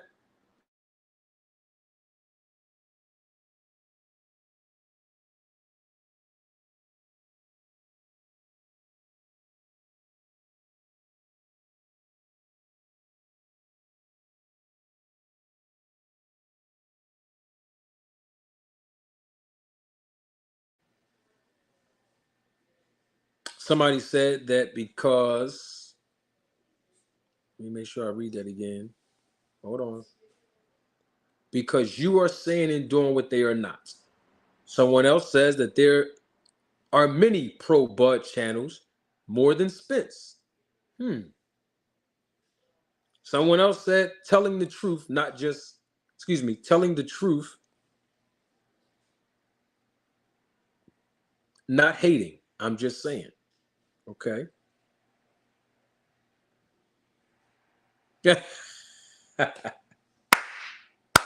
That's my guy right there. I gotta put this up there. My boy Omega Red. I like Omega Red.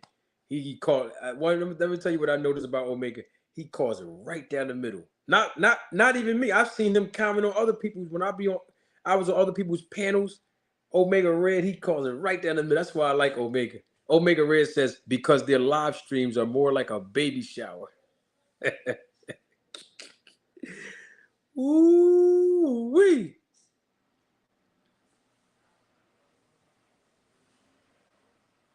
Thank you, Adalia. Really appreciate that. Absolutely. Anybody else? YouTube is pushing my content, not theirs. Apparently. Apparently. Jamal Neezy, are you a Terrence Bud Crawford fan? Jamal Neezy? Jamal Neezy, are you a Terrence Bud Crawford fan? Inquiring minds want to know. I just want to know. And some other people in the chat want to know too, Jamal Neezy. You are a Terrence Bud Crawford fan, Jamal Neezy. Would you mind coming up here, Mr. Neezy? Link is in the chat if you want. I have a question for you, Mr. Jamal. If you want to come up to the broadcast, would you mind coming up, Mr. Neezy? Just a yes or no. I saw something that you said in the chat, and I wanted to ask you about it. That's why I'm asking. You don't have to come up if you don't want to. Just asking. No, not tonight. Okay. All right. I was just asking. All right. Mm-hmm. Well, I'll ask you the question anyway, and maybe you can communicate in the chat. It was something that you said about my family. You said in the chat. Is somebody in the chat is my family? You had said something. I want to make sure. Yeah, because I was going to ask you about it, but since you didn't want to come on up, because you had said something about. I think you were saying I was capping or something like that. But you also said D-Town Boxing be capping too. Heard you just say that. I seen that in the chat. You said D-Town Boxing be capping. Yeah, so I wanted you to speak on that, and you said I was capping too, I think. So I just wanted, clarity on that. You spoke on my family in the chat, so I figured you come on up, and just explain what you meant by that. Since you are a Bud Crawford fan, maybe you can tell us what D-Town Boxing is capping about Bud, and maybe you can talk about what I be capping about when it comes to Bud. I figured you could come on and speak on that publicly since you said it, in the chat and all, But you said you didn't want to come up tonight, and nobody's going to force you. Not even another Terrence Bud Crawford fan that's in the chat, that's on your screen telling you, "Come on, Mr. Neezy." He even another Terrence Crawford fan is he's encouraging you to to come on and everything, and you still and you still don't want to come on, and I think it's because of what Byron is. Byron is saying. You see that on your screen. Even Byron is saying that. Jamal don't want no smoke because I know if I told D-Town to come up here, D-Town to come up, D-Town to come up here, and you know me, I don't back down from nothing. I stand on my square too, Jamal, and that's why this segment is for you. Yeah, come on down. Yeah. Tone Lock still didn't even come on here, and he's still in the chat. Hopefully, you said not tonight, Jamal. Hopefully another night, because we be back here on Friday night too. Yeah, we be back here on Friday night too, Jamal. And we still gonna have another segment of the the nip it in the bud. Yeah, we still gonna have that segment. I dedicated this to y'all. Yeah, the Crawford fans. No longer do you have to be shackled and arrested and enslaved in the chat or comment section. No. You don't have to hide behind a computer and the phone no more. No. We got a segment for you. Yeah. Whole segment for you. Come on down. Yeah. Yes, I love having fun. Ooh, all about entertainment. Lord have mercy. Let's talk some boxing talk real quick. And I did say that in the boxing talk, though, we were going to talk about Errol Spence talking about that tweet that he made, and I wanted to speak on just a tad bit of that to segue into another point. When Errol Spence said, "Chill, only person managing my boxing career is Al Heyman." You know, I was you know, about to basically speak on that, but before I do that, my family is here. And hold on, family. I see you in the background. Hold on, I'm gonna let you on. I just wanted to make this point about what we see on our screen about Al Heyman and what Spence was talking about, because it segues me into a teachable moment. And I wanted to give someone education on this. Terrence Bud Crawford, I just wanted to be clear on this. Terrence Bud Crawford, according to reports that we've read all over the world and for the last 2 weeks, Terrence Bud Crawford, he has signed a multi-fight deal under the banner of PBC, right? So with that being said, let us understand something, okay? Terrence Bud Crawford signed a multi-fight deal under the PBC banner. No different than what Pacquiao did under the PBC banner, and no different than what Devin Haney did in a 3-fight deal that he signed with Top Rank under a Top Rank promotional banner. Okay? I wanted to clarify that because Spence knows where his bread is buttered. And that's why he gave credit to the great Al Heyman, who is his manager. And Terrence Crawford has found out as well that irregardless of him lying, saying that he was going to get effed in the long run out of a deal that Al Heyman proposed to him before, even he knows that Al Heyman is the great manager, and that's why he's over there. I've heard people say that Terrence Bud Crawford didn't sign a multi-fight deal. Terrence Bud Crawford himself said that he signed a multi-fight deal under PBC, and of course, it is a rematch that can be exercised in their second fight. And of course, people are saying that the second fight could be the winner moving up to fight Charlo in the 154-pound division. Bottom line is that Terrence Bud Crawford signed a multi-fight deal under the banner of PBC.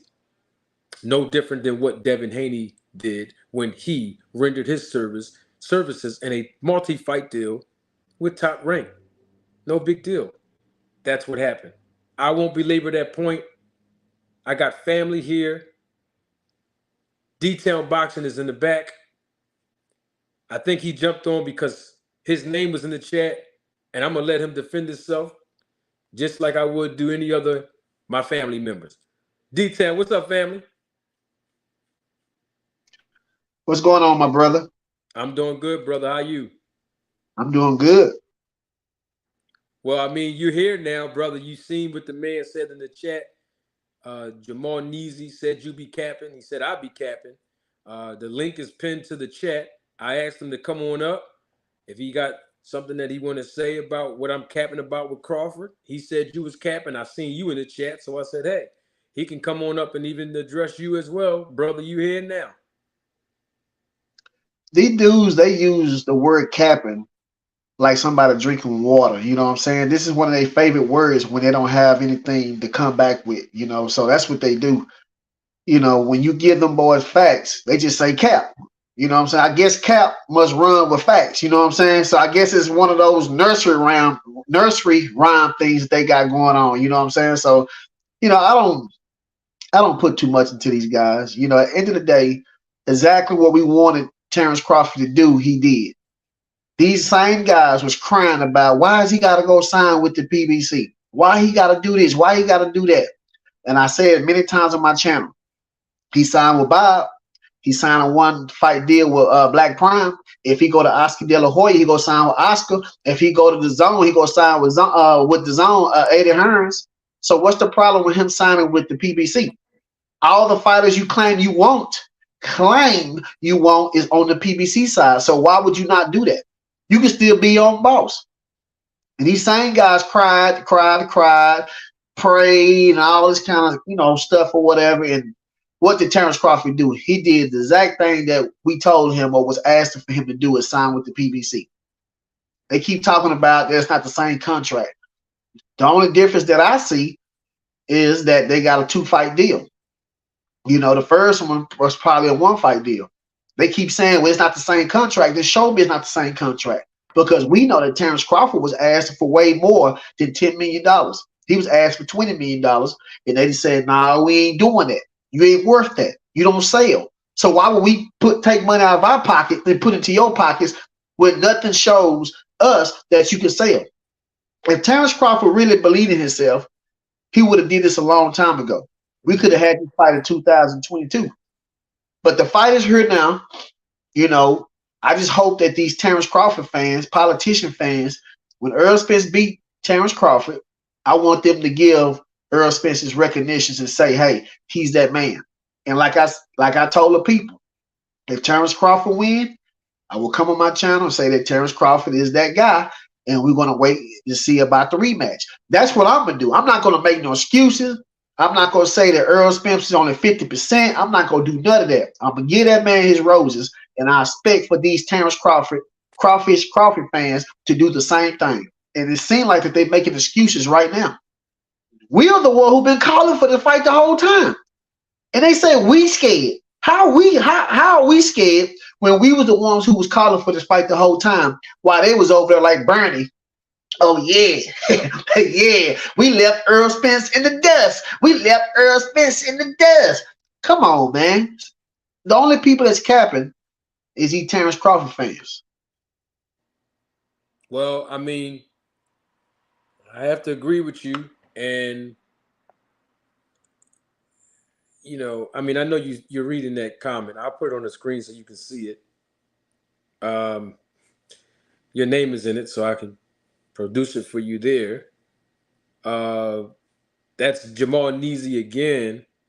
And he's telling you to keep the same energy. And the thing about it is very simple here.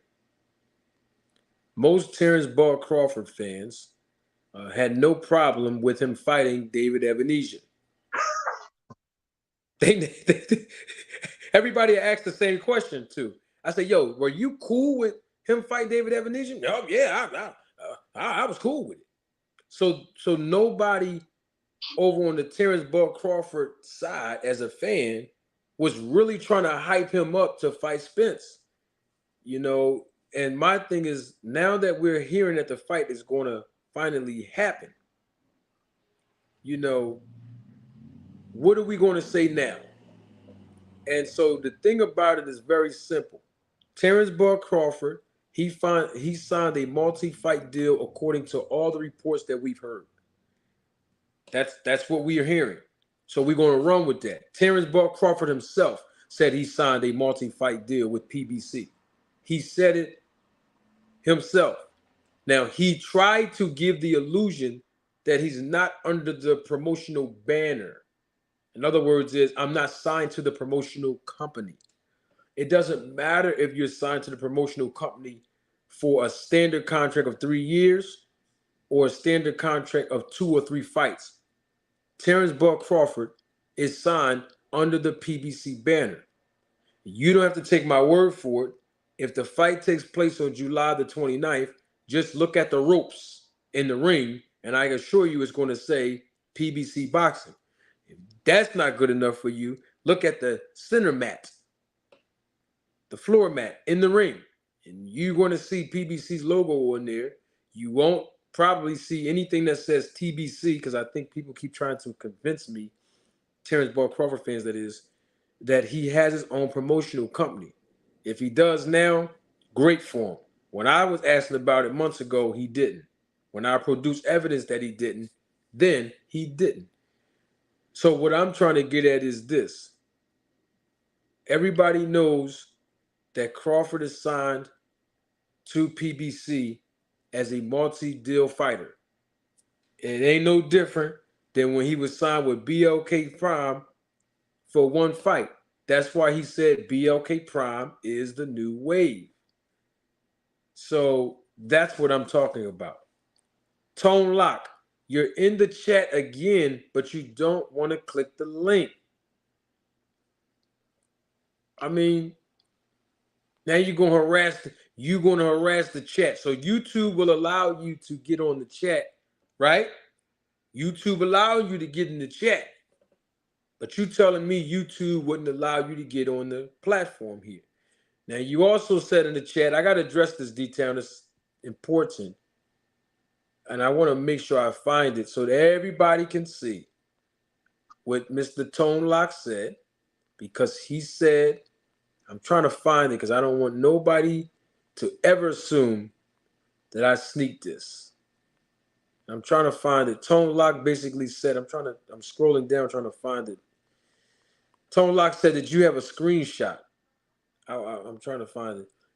You have a screenshot of you sending me your phone number months ago. Tone Lock, I don't remember that. If you got a screenshot, great. I don't remember you sending me your number. If that was months ago, I definitely don't remember that. But my thing is, if you was able to send me your number, that means you had access to come on the panel. If you said you sent it to me in the chat, or you sent it to me in the private chat, or something you said in the comment section, I'm trying to find it. So if that's the case, then it wasn't a problem with you getting on the channel then, I guess. But hey, it is what it is. We get the super chat. Jamal Neezy, thank you for your contribution and your support to the channel, Jamal Neezy. Show evidence Bud is not putting EJ to sleep at welterweight. I don't know if that's to me or D-Town, but show evidence that Bud is not going to put EJ to sleep at welterweight. Well, what he showed is evidence that he's going to put him to sleep. I mean, dude, these dudes, I don't know where these dudes come from. They must come from planet Mars or something. They be saying some of the dumbest stuff I have ever seen in my life. You know what I'm saying? I mean, EJ is not no C-level opponent, first of all. And if Terrence Crawford had faith in him, like y'all have faith in him, he would have signed that contract 2022. I mean, Earl Spence been waiting on this dude. Earl Spence decided not to take decided not to take a fight 2022 to wait on Terrence Crawford to decide to sign the contract. This man actually had to talk nice to Terrence Crawford to get this man to sign the contract. I'm going to tell you what's going to happen. Terrence Crawford, he already accepted his faith that he's going to lose to Earl Spence Jr. Bo Mack, he done already accepted. It's just a money grab, you ask me. I ain't seen nothing from Terrence Crawford that tells me that he's going to put EJ to sleep. I mean, he had problems with C-level fighters. I mean, David Avenisia was piecing him up. They saying that Terrence Crawford will not be there to be hit by Earl Spence. If he gets in that ring, he's going to get hit. David Avenisia hit him. Joseph Benavidez hit him. Jeff Horn hit him. Mean Machine hit him. So you mean to tell me that they can hit him, but Earl Spence can't hit him? I'm going to tell you right now. I have not seen anybody that knows Earl Spence and Terrence Crawford both, and that trained with both of them, said that Terrence Crawford hit harder than Earl Spence. Nobody said this. Nobody. I even seen a video of a trainer said that he trained with both of them and said that EJ hits harder than Terrence Crawford. So I don't know where this power that y'all talking about. I don't know where y'all believe that he's going to outbox Earl Spence. I'm telling you right now, it's going to look, Earl Spence going to make Terrence Crawford look like an ordinary fighter when he gets in that ring. Terrence Crawford was swole up in 2 rounds by Kell Brook. And Earl Spence's jab is better than Kell Brook. Earl Spence already told Terrence Crawford, when I jump in the ring, I'm stepping. He said, I hope you're doing the same thing. Terrence Crawford ain't going to have time to download. By the time he download, They're gonna be taking him out on the stretcher. And all these Terrence Crawford fans is gonna be out in the streets like hooligans, running, jumping on light posts and breaking them down and stuff like that. You know, paying people money that they owe. See, Las Vegas, they pulling the sham over their eyes. Got Earl Spence the underdog. That's what they want. Because all these Terrence Crawford fans, they're gonna bet on Terrence Crawford and they're gonna lose a lot of money that night. And I already got a bet with one guy, and I screenshotted it. So when Earl Spence win, he need to give me my money. Yeah, I think they said that Errol Spence, according to the odds, is a plus 100 or 200 or something like that. They have Errol Spence as the underdog in this fight, right? That's interesting. It's gonna change. Closer, what? It's gonna change. Yeah, of course.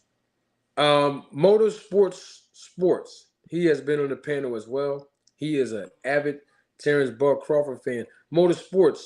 The link is in the it's pinned to the chat. If you want to come on, I have a question that I want to ask you since you are a Crawford fan. So Motorsports, are you willing to come on? Other Crawford fans that's watching live, and some of them that's even in the chat, they are not willing to come on here. I want to ask you a question, Manager Marty. They keep talking about. I see Tony Locke talking about Earl Spence always been the underdog and things like that. The underdog don't mean nothing. When Canelo fought Bivol, was Bivol the underdog? As far as the betting odds, I'm not sure. I would assume that he would be based on him fighting the Canelo. I would assume Bivol definitely was the underdog. So underdog really don't mean nothing. You know, these guys are looking for anything to hold and grasp hold to make them believe that Terrence Crawford gonna beat Earl Spence. See, I see the difference in between Earl Spence fan and Terrence Crawford fans. I'm not talking about the hardcore ones. I salute to them. I'm talking about the scragglers, the ones that's the very back of the line. They are looking for anything, any kind of reason and hope to make Terrence Crawford or believe that Terrence Crawford will beat Earl Spence. See, we don't have to do that. We can just go off of what Earl Spence been doing. We take that, run with it. They over here looking, trying to see if Earl Spence had an accident. I seen Carol Brooks said that the only reason why he is persuading or going the route of Terrence Crawford just a little bit because Earl Spence was in an accident. You mean to tell me that Earl Spence been in an accident is the only hope or the only reason why you would edge Terrence Crawford over Earl Spence? That means y'all don't believe in Terrence Crawford. Y'all don't believe in him. They are hoping that Earl Spence is hurt, injured, drunk, or whatever the case might be to give Terrence Crawford the edge. We don't have to do that for Earl Spence. We just know point blank that Earl Spence is going to beat him. We don't have to look for Terrence Crawford to fall off a cliff, for Terrence Crawford to get shot, for Terrence Crawford to have baby mama problems, for Terrence Crawford to lose a family. But we don't have to think like that because we have faith in Earl Spence that he going to beat this dude. We don't have to hope for something negative on Terrence Crawford to give Earl Spence the advantage. And that's the difference between the Terrence Crawford fans and the Earl Spence fans. We believe in Earl Spence. They don't. Very good point. We have Motorsports Sports. He's in the background. Detail. I want you to stay in the background because I don't want anybody to assume that this is a setup where I just got Detail on here and we just ganging up on a Crawford fan. That's not what this segment is about. I want to ask a legitimate question to Motorsports, and he's in the background right now. Motorsports, are you there, sir? Hey, what's going on, Marty? How you feeling? I'm doing great, sir. How about yourself? I'm chilling, my bro. Couldn't be better. Let me tell you something. I totally understand. And I hope it does get better.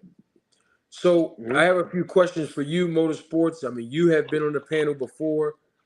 You are an avid Crawford fan, correct? Of course, my boy D-Town always arguing on multiple platforms too. We always argue. It's my boy. So apparently, you're used to some of the points that some Spence fans would bring up towards you because you are a Crawford fan, right? Yes, I'm familiar with the points, but I kind of make something clear. I'm a Crawford fan, but I'm a more boxing fan. So if Okay. anything Crawford did was wrong, I'm going to say that, yo, bro, nah, that wasn't right. Or, you know what I mean? So I just wanted to make that clear. I'm not a biased Crawford fan. I see. I respect that. Quick question: since you said that anything that Crawford did wrong, even though you are a Crawford fan, you will acknowledge. Can you name at least one thing that you believe that Terrence Crawford done wrong?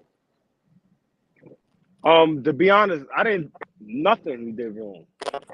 In my eyes, he did nothing wrong in my eyes that I've seen. That you could actually, if you point something out and I cast that judgment on that, then yeah. But other than that, so far, everything he's done from leaving Top Rank to being on his own and everything, he did everything. I got nothing wrong with what he did.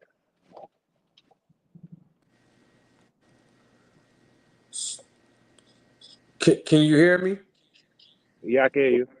Okay, so you said he didn't do anything wrong in your eyes. Yes, he did.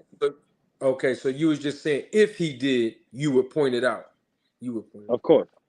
Oh, okay. I thought you said that he did do some things wrong and you will point it out. But you said he didn't do anything wrong, but even if he did, you would point it out. Yeah, Oh, I see what basically, you. yeah. I have a question for you. Terrence What's up? Buck Crawford, you saw the IG live that he did, right? Yeah, when he was talking about the BLK prom. Right. November the Yeah, 1st, yes, I 2022, remember. he did that IG live. Yeah, yeah. Yeah, He said he had access to a $25 million a piece, a guarantee hedge fund. You heard him say that? yes. Okay. What happened? Why is he over there with PBC now instead of using that hedge fund that he talked about? Well, what I seen from the situation is Al Heyman told him we're not letting nobody put their hands on this fight. Yeah, but Al Heyman is not his manager or his advisor, so he really didn't have to listen to, Al Heyman. I mean, yeah, that's I mean that don't make no sense because Al Heyman is the one that's advising Errol Spence. So in order for Terrence Crawford to fight Errol Spence, he will need to go through Al Heyman. Period. So if he tells Al Heyman, I got a $50 million hedge fund, we're gonna get $25 million a piece, and Al Heyman tells him out his mouth, I'm not letting nobody touch this fight, then I guess there's no hedge fund. I see. So would you say that Al Heyman is a great businessman? Oh, he's one of one of the greatest, to be honest. He probably after his career is done, he might go down as probably like one of the greatest businessmen that we had, That's in what's my up. opinion. That's what's up. I agree with you.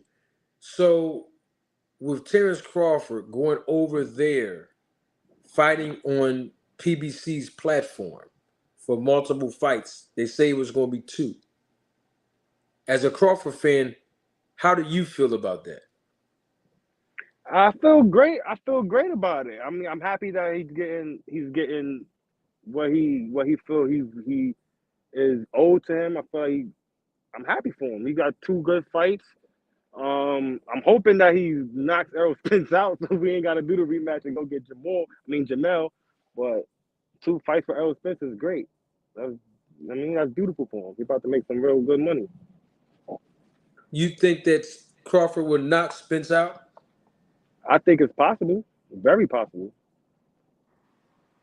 Okay, But got you. I also think it's possible Spence walk walk him down. I think it's both of those things very possible because they are these 2 fighters right here. My thought on Errol Spence and Terrence Crawford. These 2 fighters are like it's like 1A and 1B.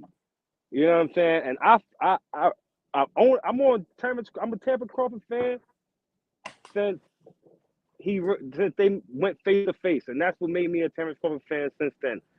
So, and I've been watching in his style with Errol Spence style. I just feel like it's tailor made for Terrence Crawford. Okay, so this is a segment where I wanted to talk about the strengths. This is like the main event segment of the show, and that's why I wanted a Terrence Bud Crawford fan to come on to give this perspective from a Bud Crawford fan evaluation. Yeah. What are the strengths that Terrence Crawford have to beat Errol Spence? I know that most Crawford fans are saying that Errol Spence is going to get knocked out possibly in this fight because, as you say, Terrence Bud Crawford has a 100% knockout ratio in the welterweight division. Yes. So what strengths do Terrence Bud Crawford have to be able to win this fight against Errol Spence? Oh, there's so many. Like, he got so many different skills with Crawford. Like, he could fight. He could fight on the front foot. He could fight on the back foot. He could fight in the inside. He can fight on the outside. He has power in both hands. He downloads information, and that's one thing that was so why it's so hard. Why it was so hard to beat Floyd Mayweather, because he downloads information on you. He's not just out there just like, you know what I mean. He's going out there with a plan, and I don't know. Since I've been watching him, the way his fighting style and the way he see them punches, it's different. I don't know. He has all the tools.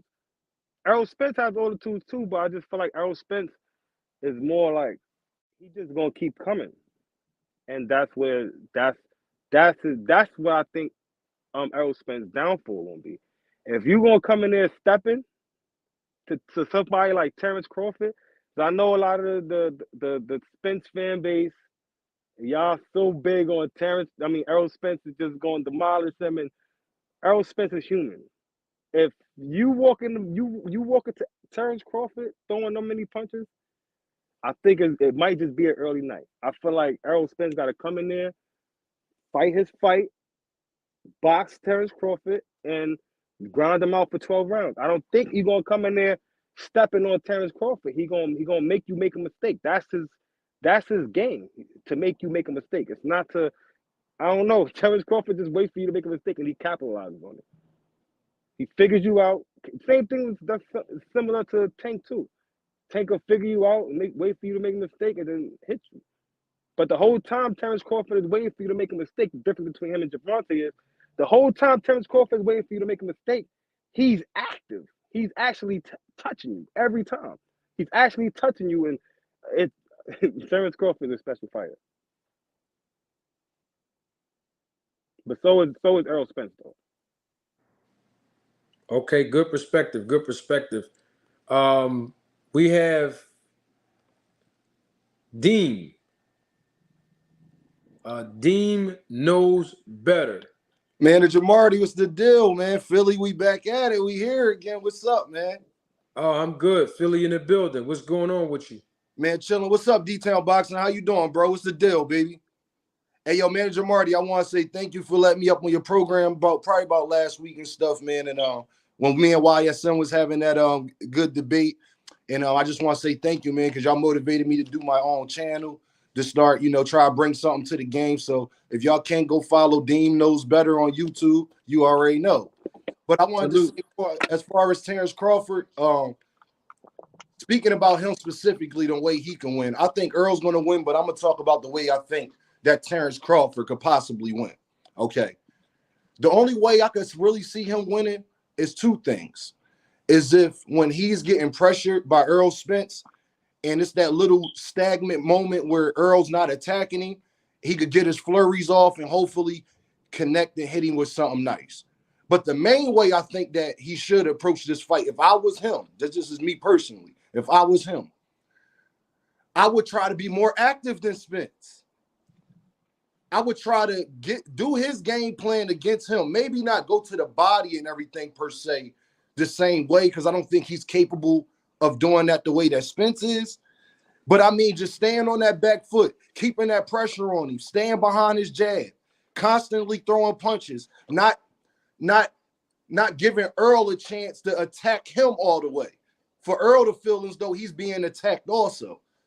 That's the only way I see that going if he has it. Because if he just let Earl cut the ring off, keep his mitts up, jab to the head body, it's no way, it's nothing. He's a smaller man. There's nothing he could do to stop that unless he used the ring, he used the ropes, just the ring IQ of it. Add a little bit of what Lomachenko do. Push him around a little bit, get on the side of him. You got to do the inside the clinch. Make sure that you're being more effective inside the clinch. These are steps that I think that he could take to win this match, even though he's a counter puncher. But if he just tries to let Earl come to him and think he's going to do pull counters all night, that's not going to work against somebody like Earl Spence, who's very defensively sound, who has very great fundamentals, who's trying to attack that midsection. Because Earl's relentless. There's nothing Terrence Crawford can do to make up in Earl Spence's mind for him to not attack him. That's not even how Earl Spence fights. I don't even think Earl Spence knows how to fight another way outside of me putting pressure on you at all times. That's what makes him great. A lot of people talk about Earl Spence's fundamentals, his defense, him being a good defensive fighter, him attacking your body, him being a bone collector, eye collector. But Manager Marty, me and you both know the thing he does the best is keeping pressure on you. Fighters don't like pressure. No different than a quarterback in a pocket. That's his greatest attribute. And if you can't stop him from doing that, it's like a force. It's like a train going 1,000 miles per hour. There's nothing you could do about it. You're going to share the same fate as all the rest that came before you. Thank you for your perspective. I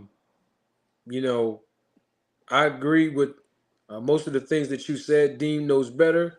Motorsport sports, you made some good points as well as far as what Crawford will have to do. And I think if you put both of those game plans together, then Crawford definitely has a better shot than he does if he don't do none of what y'all just said. He has to do, he just has to get it done. He has to get it done the way that both of you described it, or put both of them together, because like you said, that train is not going to stop coming. It's not going to stop coming. And Crawford cannot just wait for counters all night. That's not the fight, because I know that's what he likes doing a lot. He likes waiting for the counter. As soon as you throw something, and most of the times he hurt those fighters that he fought on his resume has been after counters.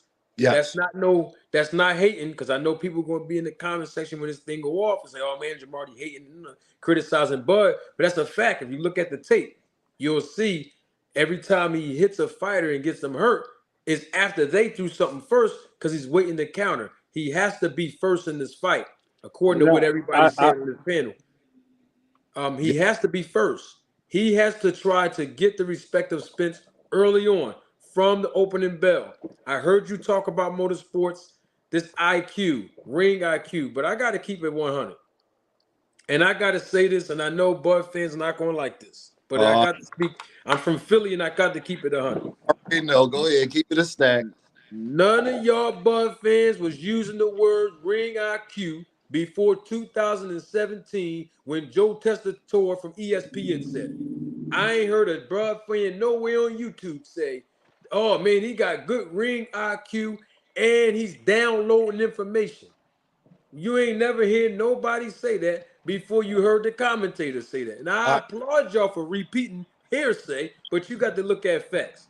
And I'm not saying that he don't download information, but if he think he gonna let the first 3 rounds slide on Spence by downloading something, he gonna be down 3 rounds, and we know Spence like to turn up in the later rounds. So you don't want to be down 3 rounds fighting against a train that's not going to stop moving, that's going to keep increasing in power and relentlessness in the last 3 or 4 rounds. That's 7 rounds right there. So it don't matter what he going to do in the middle. If he ain't going to hurt Spence in the middle, that's 7 rounds right there, game over, if it goes to the scorecards. So all that downloading information, not in this fight. This fight is probably not going to work for him. Hey, Detail, I want, bro, why is everybody running with this narrative that Terrence Crawford could just hurt Earl Spence all of a sudden? Like, where did that come from? Like, I hear everybody talking about, oh, He well, hurt Spence could hurt everybody at him. 147. Crawford could hurt him. Crawford could hurt him. And I'm just like, are we watching the same thing? Like, why is it this narrative that Earl Spence is just gonna walk in like a bat out of hell and just get caught with a left hand out of nowhere? Like, I don't understand that narrative. Like, Earl Spence is a good defensive fighter. They understand it's not just that simple to just counter him and just. I just never heard that 6th, 7th rounds and 8th rounds. I'm hearing that he could like legit hurt him, and I just don't see that because I haven't seen that prior to Terrence Crawford fight. I have not seen nobody just. Well, you had the Ugas thing where he knocked his mouth when his mouthpiece came out and everything, but when you hear Earl Spence go on his podcast with his woman. And told the story behind. I didn't even know that because remember it was awkward when it happened. Everybody was like, "What is he doing?" And then he told the story on that. So, where do you think that narrative come from? That he's just going to be able to just hurt Spence out of nowhere. He's going to just catch him with a good one punch, and that's going to be that. I just don't see that happening at all. Well, first of all, they hoping and wishing, they praying. They talking about C-level opponents. They not talking about Earl Spence. You can't put what you do to David Avenesian and all these guys who were just standing in front of you, wasn't moving, just letting Terrence Crawford hit them. You can't put that on Earl Spence. See, the problem is Earl Spence is not none of those guys. Earl Spence chin is more durable than Terrence Crawford. Terrence Crawford got knocked down by Mean Machine on a little old hook on the inside. Yeah. Earl Spence got hit with a 2-piece and no fries for free. I mean, the dude for free. I mean, the dude was just looking. He just got hit. Dude went to the ropes, came back and put a beat down on Ugas. So what I'm saying is, little old Gamboa hurt this man. Terrence Crawford should have never been at 135. He should have been at 147 a long time ago. But they are hoping that Earl Spence just walk in and let Terrence Crawford hit him. Terrence Crawford got hit by C-level opponents walking in. David Avenesian, Mean Machine, Jeff Horn, Joseph Benavidez, all these guys hit Terrence Crawford coming in. So if anybody got hit coming in, it was Terrence Crawford. Right. Terrence Crawford don't have no defense. All he do is he's like a fish or a fly. When you swat at a fly, it rides the wind of your hand and just come back behind you and just fly off. That's what Terrence Crawford do when you swing. He just ride the wind and stuff and go around. But Earl Spence throw way more punches than Terrence Crawford. I heard some people say, well, Earl Spence is going to drag Terrence Crawford into deep waters. People have to understand that you can't train to throw high volume of punches in 2 or 3 training camps. This have to be part of your training for way back. Right. You know, you can't train to run around the ring for 12 rounds away from Earl Spence while he applying pressure. You can't train for these things. So what I'm saying is the deep waters might come in around the 5th round because Terrence Crawford. I did a video talking about the punch stats of Earl Spence and Terrence Crawford. Earl Spence threw way more punches than Terrence Crawford. I did it with Sean Porter on both of them. Earl Spence landed and threw more punches than Terrence Crawford. Terrence Crawford is not known for throwing a lot of punches. If he's going to have to keep up with Earl Spence and he's going to have to block and run all at the same time, and just that alone will exhaust Terrence Crawford. Terrence Crawford is not ready for that. He's going to be winded, ready to give up around the 5th or 6th, and by the time he download, he gonna already have 2 big old eyes and no read. Let me get these 3 super chats here, and then I got Kareem. He wants to come on. He's a Bud fan. I'm going to give him an opportunity because I want to hear from Bud fans as equally as Spence fans. What are the strengths that Crawford have to beat Errol Spence? Let me get these super chats out the way. Mr. Pragmatic, my guy. Family, of course. Salute to you again, Mr. Prag. Mr. Pratt says Gregory Quarterbaum wants to come on the show, but says you won't let him on. We know that's not true. Hit the link, Gregory. Gregory comes back and responds and says, I am not sure what Mr. P is talking about. Gregory comes back again and says, I told him I was on already. He must have been asleep. Salute to Mr. Quarterbaum and my God, Mr. Pragmatic. Thank you both for your contribution and your support to the channel. Yes, Gregory Quarterbaum was on the channel before, so he knows there's no issue for him to come back on. However, I do want to get another Terrence Ball Crawford perspective. Kareem, are you there? Yeah, I'm here, but I'm new to this, so I didn't see the text over in the side where you were asking me if I was a Bud fan. I'm a boxing fan. I like Bud and EJ, and I can see how this fight is going to turn out. So I'm not a Bud fan. I'm not an EJ fan. I'm a boxing fan. Okay, so I picked the chat. I'm a boxing fan. Okay, no problem. Until a little later, until you wanted to put me on. Okay, so no problem. I can contribute to the conversation. Okay, so the question that I have, and I don't want to belabor the point, and we're about to actually end the segment, but I just want fresh ears. We have new viewers that's tuning in right now that just kind of came on. They straggled on a little late, and I know that because I see the numbers on my end. So I wanted to make sure we get a full perspective. We heard my guy Deem. We heard my guy D-Town Boxing. We heard Motorsports, who's a Bud Crawford fan. He's no longer here on the panel. You're here, Kareem Elliott. What does Terrence Bud Crawford have to do to win this fight? What are his strengths to beat Errol Spence? I honestly couldn't say, because if I did, I've been watching these guys go through this for the last 4 years. If I said something about how this guy could actually beat Spence, that's totally out of context. That would be like living in fantasy land. I can't see how he beats Spence. I would have to make up stuff like some of these fans of his been doing over these years to give an example of how he beats Spence. For him to be able to beat Spence, from my perspective, Spence would have to let him. And I don't see that happening. I can't see how Earl is going to go into this ring to fight this guy over the contract negotiation debacle last year, over all this time since, he went down there to meet them at the fight. Over that situation, I don't see how Earl lets him beat him.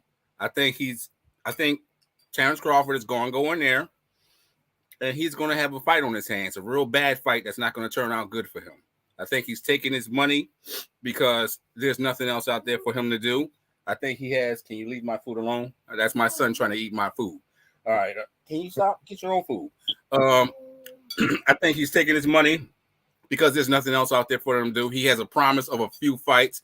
Watched him in an interview saying that he was playing around with the interviewer, saying that he's going to fight Gervonta Tank Davis when he gets out of prison. He said he also has in his contract to fight Jamil Charlo. How did that work? Okay, so you have a contract where you're fighting Errol Spence with a guarantee to, in a 6-month period to, can you stop eating my food? Come on, man. Oh, wow. So he's saying that he's going to fight Errol twice. Okay, but why are you saying, making up stuff about Gervonta and making up stuff about Charlo? You ain't fighting Charlo. He can get out of here with that. After Earl does what he's going to do to him, then, Charlo fight, you're going to be somewhere recuperating for like the next year after this beating that you're about to get. So I honestly can't see and explain from his past fights what he's going to do. I can't, none of those guys that he's fought, even though, a lot of his fans would like to say that they were the greatest thing since sliced bread. I can't see that. David Benavidez just went into a fight with Danny Garcia. David Benavidez looked at a lot more mobile than he did in the fight with Terrence Bud Crawford. Danny Garcia had to get him out of there. David was moving around a whole lot. It was a good fight at 154. Terrence Crawford didn't get that same David Benavidez. I'd like to give David another shot at Terrence Crawford.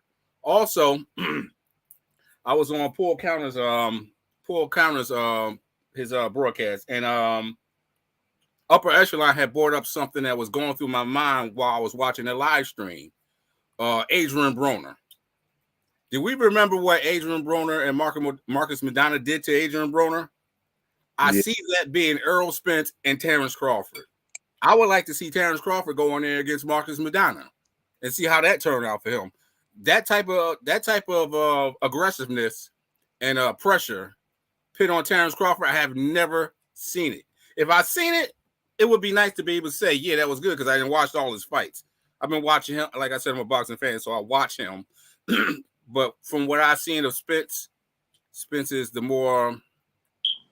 he's the more trained fighter. He's solid. He's solid all the way around. They say that he's basic, that he does basic stuff. I can't see how that's basic.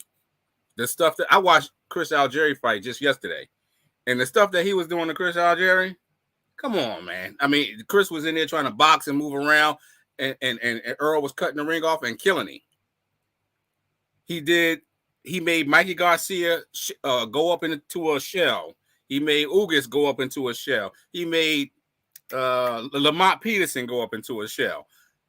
Once he start hitting people in the body and in their thighs and all that stuff, and start hitting them, to their bodies, this is going to happen to Bud. I can't see how he's going to stop it. How can you stop that? Nobody you fought showed me that you can stop Earl from, doing his game plan. Mm-hmm. And nobody you fought showed me that you can actually go in there and do something to stop this dude. They talking about, well, if he hit him. Well, don't Spence have to let him hit him?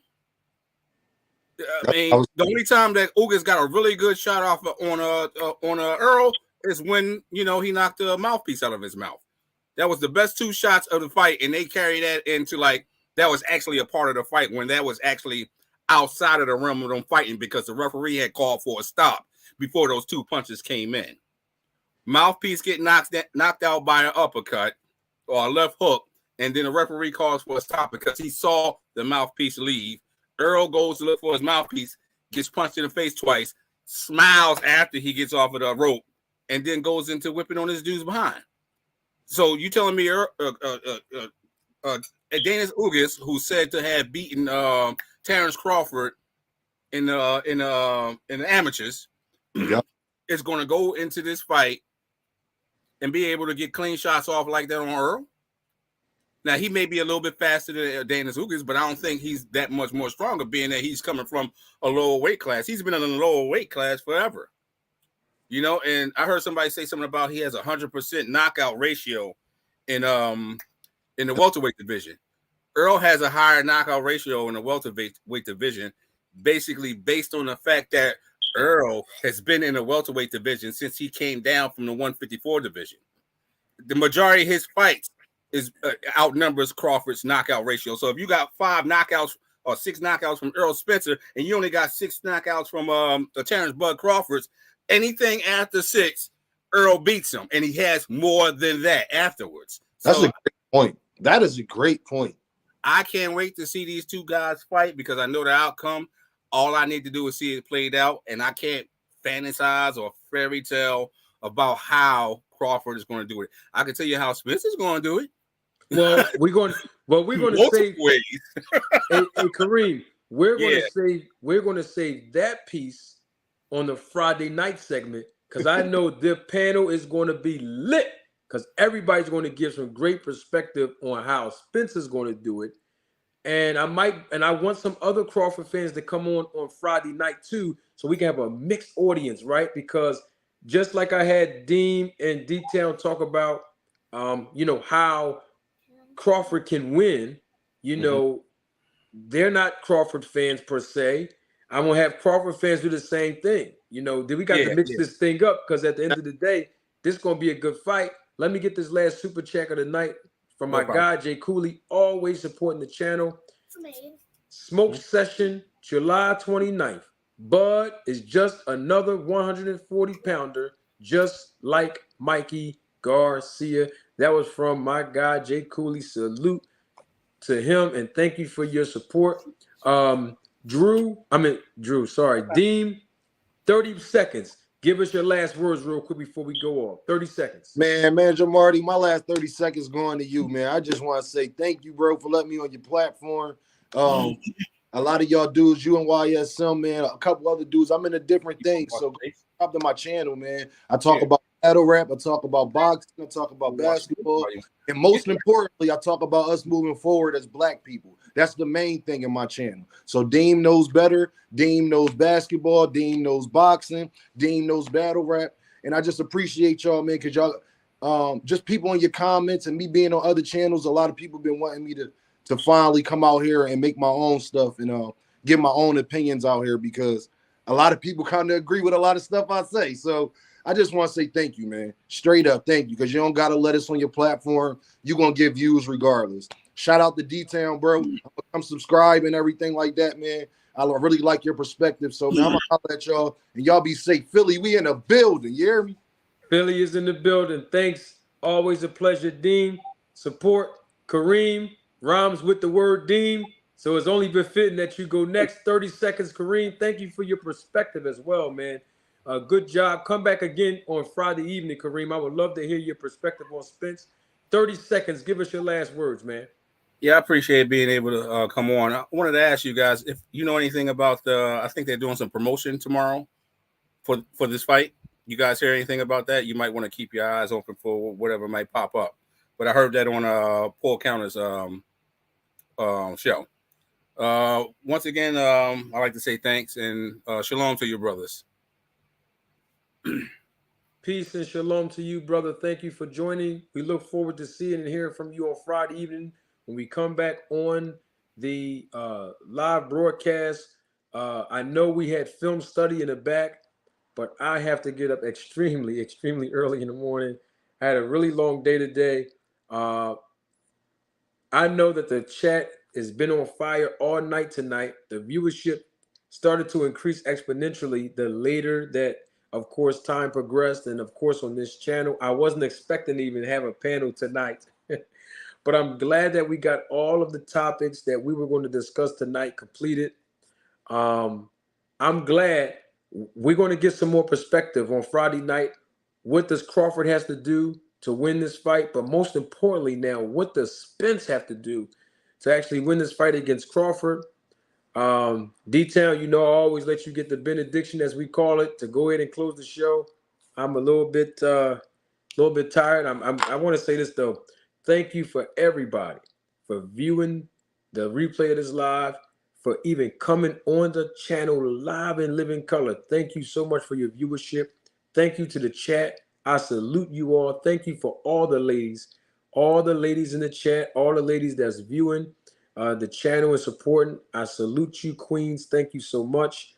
Also, all of you all that contributed to the channel, I appreciate your support. Everybody that came on the panel, film study, come back on Friday night. I did not forget about you. I just know how it's going to be when I let people on the panel consistently. Dog, come back Friday night. I saw you in the background.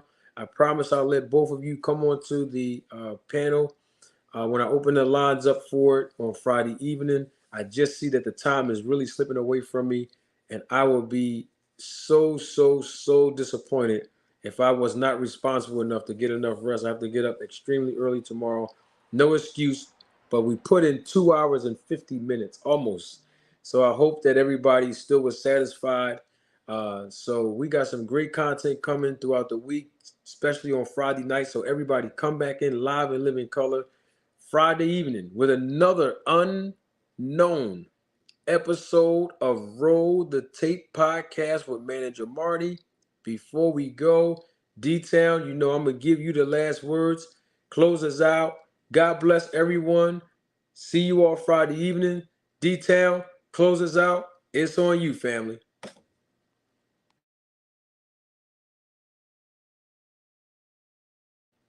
I think you muted, D. I think you muted.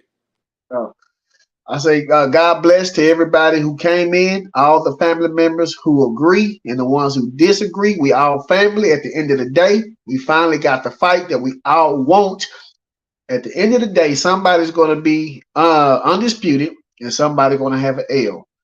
Salute to everybody. Pray for me and my family. I pray for y'all and y'all family. Jesus is good. D-Town Boxing signing on now.